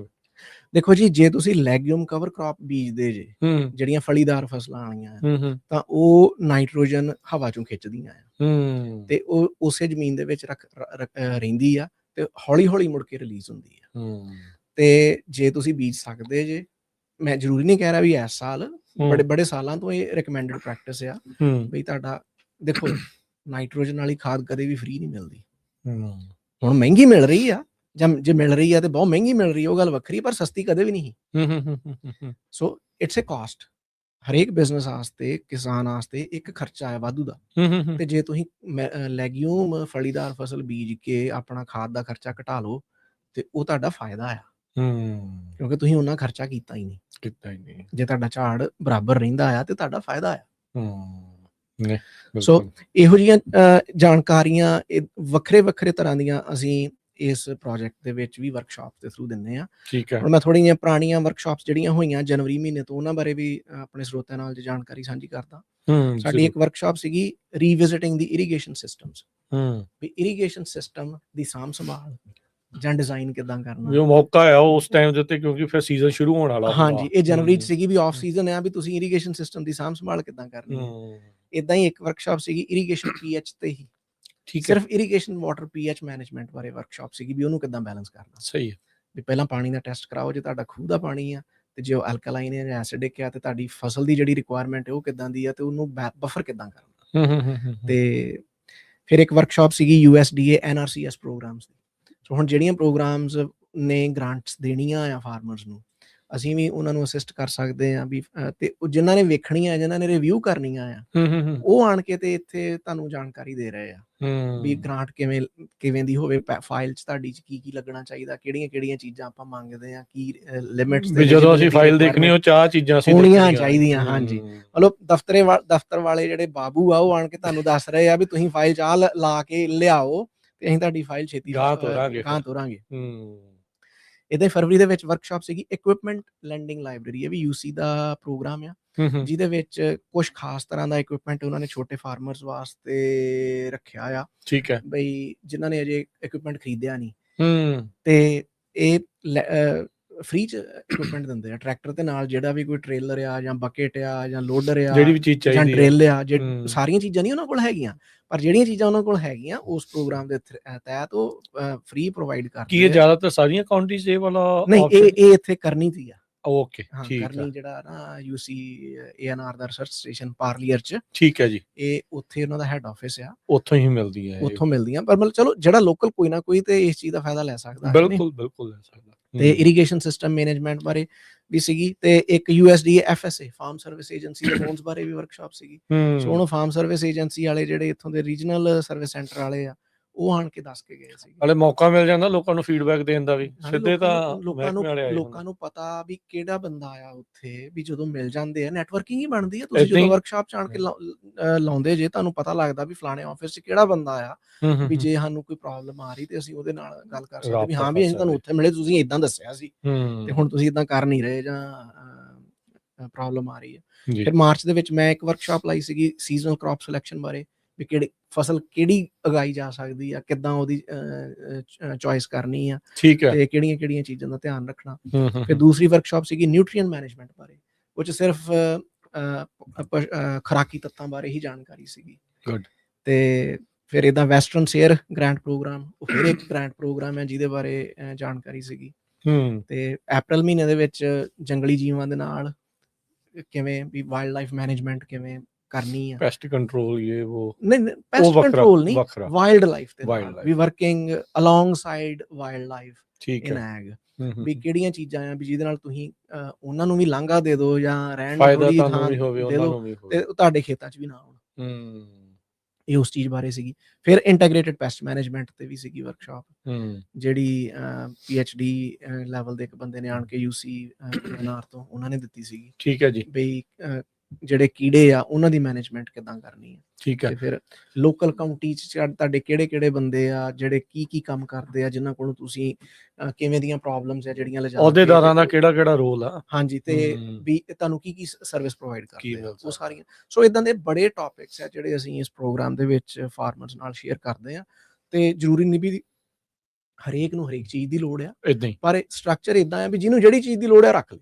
ਅੱਛਾ, ਇੱਕ ਚਲੋ ਸਲਾਹ ਆ ਮੇਰੇ ਵੱਲੋਂ ਵੀ ਆਪਣੇ ਬਹੁਤ ਸਾਰੇ ਜਿਹੜੇ ਲੋਕ ਆ ਜਿਨ੍ਹਾਂ ਕੋਲ ਥੋੜੀ ਬਹੁਤੀ ਪਿੱਛੇ ਜ਼ਮੀਨ ਆ, ਚੰਗਾ ਉਗਾ ਲੈਂਦੇ ਆ, ਉਹ ਫਿਰ ਵੰਡਣੇ ਪੈਂਦੇ ਆ। ਕੋਈ ਇਦਾਂ ਦਾ ਪਲਾਨ ਜਾਂ ਇਦਾਂ ਦਾ ਕੋਈ ਪ੍ਰੋਗਰਾਮ ਹੋਵੇ ਵੀ ਉਹਨਾਂ ਨੂੰ ਕਿਸੇ ਲੋਕਲ ਮਾਰਕੀਟਸ ਦੇ ਨਾਲ ਕਨੈਕਟ ਕੀਤਾ ਜਾ ਸਕਦਾ ਆ, ਵੀ ਉਹ ਉਹਨਾਂ ਦੇ ਲਈ ਇੱਕ ਚਲੋ ਇੱਕ ਤਾਂ ਆਰ ਬਣਿਆ ਰਹਿੰਦਾ ਆ ਵੀ ਚੱਲ ਬੰਦੇ ਨੂੰ ਇਹ ਵੀ ਹੁੰਦਾ ਵੀ ਚੱਲ ਜਿੰਨੇ ਕੁ ਜੋਗੀ ਐਟਲੀਸਟ ਕੰਪੋਸਟ ਜੋਗੇ ਪੈਸੇ ਬਣ ਲੱਗ ਜਾਣ, ਵੀ ਇਦਾਂ ਦੀ ਕੋਈ ਚੀਜ਼ ਜੇ ਕੋਈ ਇਦਾਂ ਦੀ ਵਰਕਸ਼ਾਪ ਹੋ ਸਕਦੀ ਹੋਵੇ ਤਾਂ। ਨਹੀਂ, ਕੋਈ ਨਹੀਂ, ਆਪਾਂ ਇਸ ਟੌਪਿਕ ਤੇ ਵੀ ਵਰਕਸ਼ਾਪ ਸਟਰਕਚਰ ਕਰ ਲਾਂਗੇ, ਲੋਕਲ ਫਾਰਮਰ ਮਾਰਕੀਟ ਬਾਰੇ, ਕਿ ਜਿਹੜਾ ਲੋਕਲ ਛੋਟਾ ਫਾਰਮਰ ਆ, ਭਾਵੇਂ ਕਿੱਲੇ ਵਾਲਾ ਆ, ਭਾਵੇਂ 20 ਵਾਲਾ ਆ, ਤੇ ਭਾਵੇਂ ਬੈਕਯਾਰਡ ਵਾਲਾ ਆ, ਬਿਲਕੁਲ, ਕਿਉਂਕਿ ਉਹਦੀਆਂ ਥੋੜੀਆਂ ਜਿਹੀਆਂ ਰਿਸਟ੍ਰਿਕਸ਼ਨਸ ਹੁੰਦੀਆਂ ਰੈਗੂਲੇਟਰੀ ਵੀ, ਹਾਂ ਵੀ ਤੁਸੀਂ ਰਜਿਸਟਰ ਕਰਨਾ ਹੁੰਦਾ ਆ ਜੀ। ਤੇ ਉਸ ਤੋਂ ਬਾਅਦ 'ਚ ਤੁਸੀਂ ਉੱਥੇ ਜਾ ਕੇ ਆਪਣਾ ਬਿਜ਼ਨਸ ਚਲੋ ਫਿਰ ਰਾਹ ਪਤਾ ਲੱਗ ਜਾਂਦਾ ਲੋਕਾਂ ਨੂੰ, ਤੇ ਤੁਸੀਂ ਸੈਲ ਕਰ ਸਕਦੇ ਜੇ, ਭਾਵੇਂ ਆਪਣੇ ਘਰੇਲੂ, ਜੇ ਤੁਹਾਡੇ ਕੋਲ ਅੱਧਾ ਕਿੱਲਾ ਹੈਗਾ ਘਰ ਦੇ ਪਿੱਛੇ, ਬਿਲਕੁਲ ਤੁਸੀਂ ਉੱਥੋਂ ਜਿੰਨੀ ਕਿ ਸਬਜ਼ੀ ਜਿੱਦਾਂ ਦੀ ਹੈਗੀ ਆ ਉਦਾਂ ਦਾ ਕੋਈ ਵੀ ਫਸਲ ਜਿਹੜੀ ਤੁਸੀਂ ਵੇਚ ਸਕਦੇ ਜੀ। ਚਲੋ ਇੱਕ ਸਲਾਹ ਆ, ਦੇਖਿਓ ਵੀ ਜੇ ਨਹੀਂ ਆਪਾਂ ਕਰ ਲਾਂਗੇ, ਇਨਕਲੂਡ ਕਰ ਲਾਂਗੇ ਜੀ। ਤੇ ਇੱਕ ਆਪਣੇ ਨਾਲ ਕਾਲਰ ਵੀ ਨੇ, ਆਪਾਂ ਉਹਨਾਂ ਦੇ ਵੀ ਗੱਲ ਸੁਣਦੇ ਕੀ ਉਹਨਾਂ ਦਾ ਸਵਾਲ ਹੈ। ਹਾਂਜੀ ਭੁਪਿੰਦਰ ਜੀ, ਸਤਿ ਸ਼੍ਰੀ ਅਕਾਲ ਜੀ। ਸਤਿ ਸ਼੍ਰੀ ਅਕਾਲ ਜੀ ਰਾਜਕਰਨ ਵੀ ਜੀ, ਸਤਿ ਸ਼੍ਰੀ ਅਕਾਲ। ਰਾਜਕਰਨ ਵੀ, ਮੈਂ ਡਾਕਟਰ ਸਾਹਿਬ ਤੋਂ ਪੁੱਛਣਾ ਸੀ ਵੀ ਸਬਜ਼ੀਆਂ ਦੇ ਪੱਤੇ ਜਿਹੇ ਖਾ ਜਾਂਦੀ ਹੈ ਕਿਸਮ ਦੀ, ਵੀ ਉਹਦੇ ਤੇ ਕਿਹੜੀ ਵਧੀਆ ਸਪਰੇਅ, ਕਿਹੜੀ ਹੈ ਸੁੰਡੀ, ਕੋਈ ਪਛਾਣ ਹੈਗੀ ਆ? ਹਾਂਜੀ, ਸੁੰਡੀ ਦਾ ਰੰਗ ਰੂੰਗ ਕੀ ਕੋਈ ਪਛਾਣ? ਸਵੇਰ ਨੂੰ ਪੱਤੇ ਜਿਹੇ ਖਾਦੇ ਪਏ ਹੁੰਦੇ ਨੇ ਉਹਦੇ, ਰਾਤ ਨੂੰ ਖਾਂਦੀ ਆ? ਹਾਂਜੀ, ਰਾਤ ਨੂੰ ਖਾਂਦੀ ਕਹਿੰਦੇ। ਉਹ ਫਿਰ ਸੁੰਡੀ ਨਹੀਂ, ਉਹ ਸਲੱਗ ਆ ਜਿਹਨੂੰ ਸਨੇਲ ਕਹਿੰਦੇ ਆ, ਘੋਗੇ ਜਿਹੜੇ ਆ। ਸਮਾਗ, ਅੱਛਾ ਹਾਂਜੀ, ਮੈਨੂੰ ਸੁਣਿਆ ਨਹੀਂ। ਹਾਂਜੀ, ਉਹ ਕਹਿੰਦੇ ਵੀ ਹਾਂਜੀ ਵੀ ਫਿਰ ਉਹ ਬੇਸਿਕਲੀ ਵੀ ਕੀ ਉਹਦਾ ਸੋਲੂਸ਼ਨ ਕੀ ਹੈ? ਹਾਂਜੀ, ਉਹਦਾ ਸੋਲੂਸ਼ਨ ਆ ਇੱਕ ਨਾ ਆਇਰਨ ਵਾਲੀਆਂ ਟੈਬਲੇਟਸ ਜੀਆਂ ਆਉਂਦੀਆਂ ਆ, ਸਲੱਗ ਕੰਟਰੋਲ, ਕੋਈ ਵੀ ਜਿਹੜਾ ਜਨੈਰਿਕ ਆ, ਮੈਂ ਹੁਣ ਸਪੈਸੀਫਿਕ ਨਾਮ ਮੇਰੇ ਯਾਦ ਨਹੀਂਗਾ, ਤੁਹਾਨੂੰ ਵਾਲਮਾਰਟ ਤੋਂ ਜਾਂ ਗਾਰਡਨ ਸਟੋਰ ਤੋਂ ਮਿਲ ਜੂਗਾ, ਸਲੱਗ ਬੇਟ ਉਹਨੂੰ ਕਹਿੰਦੇ ਆ। ਤੇ ਉਹ ਮਿਲ ਜੂ, ਹੋਮ ਡਿਪੂ ਤੋਂ ਵੀ ਮਿਲ ਜੂ, ਹਾਂਜੀ ਹੋਮ ਡਿਪੂ ਤੋਂ ਮਿਲ ਜਾਣਾ। ਹਾਂਜੀ, ਉਹ ਥੋੜੀ ਜਿਹੀ ਪਾ ਦੋ ਤੇ ਲਗਾਤਾਰ ਕੁਛ ਹਫ਼ਤੇ ਵੀ, ਉਹ 2-3 ਦਿਨ ਬਾਅਦ ਜਦੋਂ ਉੱਤੇ ਪਾਣੀ ਪੈਣਾ ਉਹਨੇ ਫਿਰ ਭੁਰਜੀ ਜਾਣਾ ਆ, ਫਿਰ ਹਫ਼ਤੇ ਬਾਅਦ ਥੋੜੀ ਦੁਬਾਰਾ ਪਾਤੀ, ਜਿੱਦਾਂ 4 ਦਾਣੇ ਪਾਉਣੇ ਹੁੰਦੇ ਨੇ, ਉਹ ਖਾ ਕੇ ਜਦੋਂ ਤੁਸੀਂ ਲੰਘਦਾ ਨਾ ਸਲੱਗ, ਉਹ ਮਰ ਜਾਂਦਾ ਆ। ਠੀਕ ਹੈ ਜੀ, ਠੀਕ ਹੈ ਜੀ, ਥੈਂਕ ਯੂ। ਇਹ ਜ਼ਿਆਦਾ ਨਮੀ ਦੇ ਕਰਕੇ ਆਉਂਦਾ ਹੈ ਸਲੱਗ? ਇਹ ਹਾਂਜੀ, ਜਿੱਥੇ ਪਾਣੀ ਹੁੰਦਾ ਉੱਥੇ ਰਹਿੰਦੇ ਆ, ਜਿੱਦਾਂ ਰੇਨ ਗਟਰ ਜਿਹੜੀਆਂ ਆ ਅੰਡਰਗਰਾਊਂਡ ਪਾਈਪਾਂ ਡਰੇਨ ਵਾਲੀਆਂ, ਉਹਦੇ ਵਿੱਚ ਪਲਦੇ ਆ, ਜੇ ਉਹਨਾਂ 'ਚ ਕੱਢ ਕੇ ਤੇ ਇੱਕ ਵਾਰੀ ਇਹਨਾਂ ਦੀ ਹੌਟ ਬੈੱਡ ਆ ਜਿਹੜਾ ਉਹਨੂੰ ਖਤਮ ਕਰ ਦੋਗੇ ਤੇ ਫਿਰ ਤੇ ਪੱਕਾ ਹੀ ਇਹਦਾ ਹੱਲ ਹੋ ਜਾਊਗਾ। ਨਹੀਂ ਤੇ ਉਹ ਦਿਨੇ ਲੁਕੇ ਰਹਿੰਦੇ ਆ, ਰਾਤ ਨੂੰ ਨਿਕਲਦੇ 10 ਵਜੇ, ਜਾਂ ਫਿਰ ਉਦੋਂ ਟਾਰਚ ਲੈ ਕੇ ਚੱਲ ਜਾਓ ਚੱਕੀ ਚਲੋ ਫੱਟੇ ਇਹਦਾ ਤੇ ਜਾਂ ਫਿਰ ਇਹ ਜਿਹੜੀ ਆ ਸਲੱਗ ਬੇਟ ਆ, ਇਹ ਪਾ ਲਓ। ਹਾਂਜੀ, ਇਹ ਵੀ ਕੰਮ ਜਿਹੜਾ ਉਹ ਸੌਖਾ ਹੈ, ਕਿਉਂਕਿ ਹੁਣ ਨਵੀਂ ਤਾਂ ਰੱਖਣੀ ਪੈਣੀ ਹੈ ਜੇ ਕੁਛ ਉਗਾਉਣਾ ਹੈ ਤਾਂ ਫਿਰ ਉਹ ਸਾਰੀਆਂ ਚੀਜ਼ਾਂ ਦਾ ਜੇ ਰਾਤ ਨੂੰ ਨੁਕਸਾਨ ਹੈ ਤੇ ਫਿਰ ਸਲੱਗ ਹੀ ਆ, ਪਰ ਜੇ ਕੋਈ ਸੁੰਡੀ ਸੰਡੀ ਆ ਕੋਈ ਖਾਸ ਹੋਰ ਤੇ ਉਹਦਾ ਫਿਰ ਹੱਲ ਹੋ ਰਿਹਾ। ਉਹ ਠੀਕ ਆ ਜੀ। ਮੈਂ ਸਲੱਗ ਦਾ ਆਪਾਂ ਇਹ ਦੇਖਦੇ ਹਾਂ, ਚਲੋ ਸਾਰੇ ਜਾਣੇ YouTube ਤੇ ਬਥੇਰੀਆਂ ਵੀਡੀਓਜ਼ ਵੇਖਦੇ ਰਹਿੰਦੇ ਵੀ ਉਹਦੇ ਪੂਰੇ ਦਾ ਪੂਰਾ ਬੂਟਾ ਹੀ ਕੁਛ ਹੀ ਦਿਨਾਂ ਦੇ ਵਿੱਚ ਚੱਟ ਕਰ ਜਾਂਦੇ। ਜੇ ਸਲੋ ਗਰੋਇੰਗ ਬੂਟਾ ਉਹ ਤੇ ਖਾ ਜਾਂਦਾ, ਬਹੁਤ ਛੇਤੀ ਆ ਜਾਂਦਾ, ਐਪੀਟਾਈਟ ਬਹੁਤ ਕਰਨਾ ਪੈਂਦਾ। ਤੇ ਅਦਰ ਦੈਨ ਦੈਟ ਉਹਦੀ ਕੋਈ ਡ੍ਰੌਪਿੰਗ ਹੀ ਹੁੰਦੀ ਜਿੱਥੋਂ ਪਤਾ ਲੱਗ ਸਕਦਾ ਹੈ ਵੀ ਹਾਂ ਇਹ ਸਲੱਗ ਆ ਜਾਂ ਕਿੱਦਾਂ ਹੈ? ਦੇਖੋ ਕੰਕਰੀਟ ਦੇ ਉੱਤੇ ਤੇ ਉਹਦਾ ਟ੍ਰੇਲ ਚੱਲਦੀ ਆ, ਹਾਂਜੀ ਲੈਣ ਪਈ ਹੋਊਗੀ, ਹਾਂਜੀ ਉਹ ਤੋਂ ਪਤਾ ਲੱਗ ਜਾਂਦਾ। ਪਰ ਜੇ ਹੁਣ ਘਾਹ ਆ ਵਿੱਚ ਕੰਕਰੀਟ ਨਹੀਂ ਹੈਗੀ, ਫਿਰ ਤੁਹਾਨੂੰ ਝਾੜੀਆਂ ਦੇ ਵਿੱਚ ਦਿਨੇ ਵੇਖਣਾ ਪੈਂਦਾ ਵੀ ਕਿੱਥੇ ਕੋਈ ਲੁਕੇ ਆ ਜਿਵੇਂ, ਠੀਕ ਹੈ। ਫਿਰ ਪਤਾ ਲੱਗੂਗਾ। ਕਈ ਵਾਰੀ ਡ੍ਰੌਪਿੰਗਸ ਉੱਦਾਂ ਸੁੰਡੀਆਂ ਦੀਆਂ ਵੀ ਹੁੰਦੀਆਂ, ਪਰ ਸੁੰਡੀ ਅਜੇ ਜਨਰਲੀ ਉਹਨਾਂ ਦਾ ਟਾਈਮ ਅਜੇ ਇੰਨਾ ਸ਼ੁਰੂ ਹੋਇਆ ਨਹੀਂਗਾ। ਓਕੇ ਠੀਕ। ਇਹਨਾਂ ਦਿਨਾਂ ਜਿਹੜਾ ਜਾਂ ਸਿਆਲ 'ਚ ਵੀ ਜਿਹੜਾ ਨੁਕਸਾਨ ਉਹ ਜ਼ਿਆਦਾ ਸਲੱਗਸ ਹੀ ਕਰਦੇ ਆ। ਠੀਕ ਹੈ। ਅਗਲੇ ਕਾਲਰ ਨੇ ਸੋਨੀਆ ਜੀ।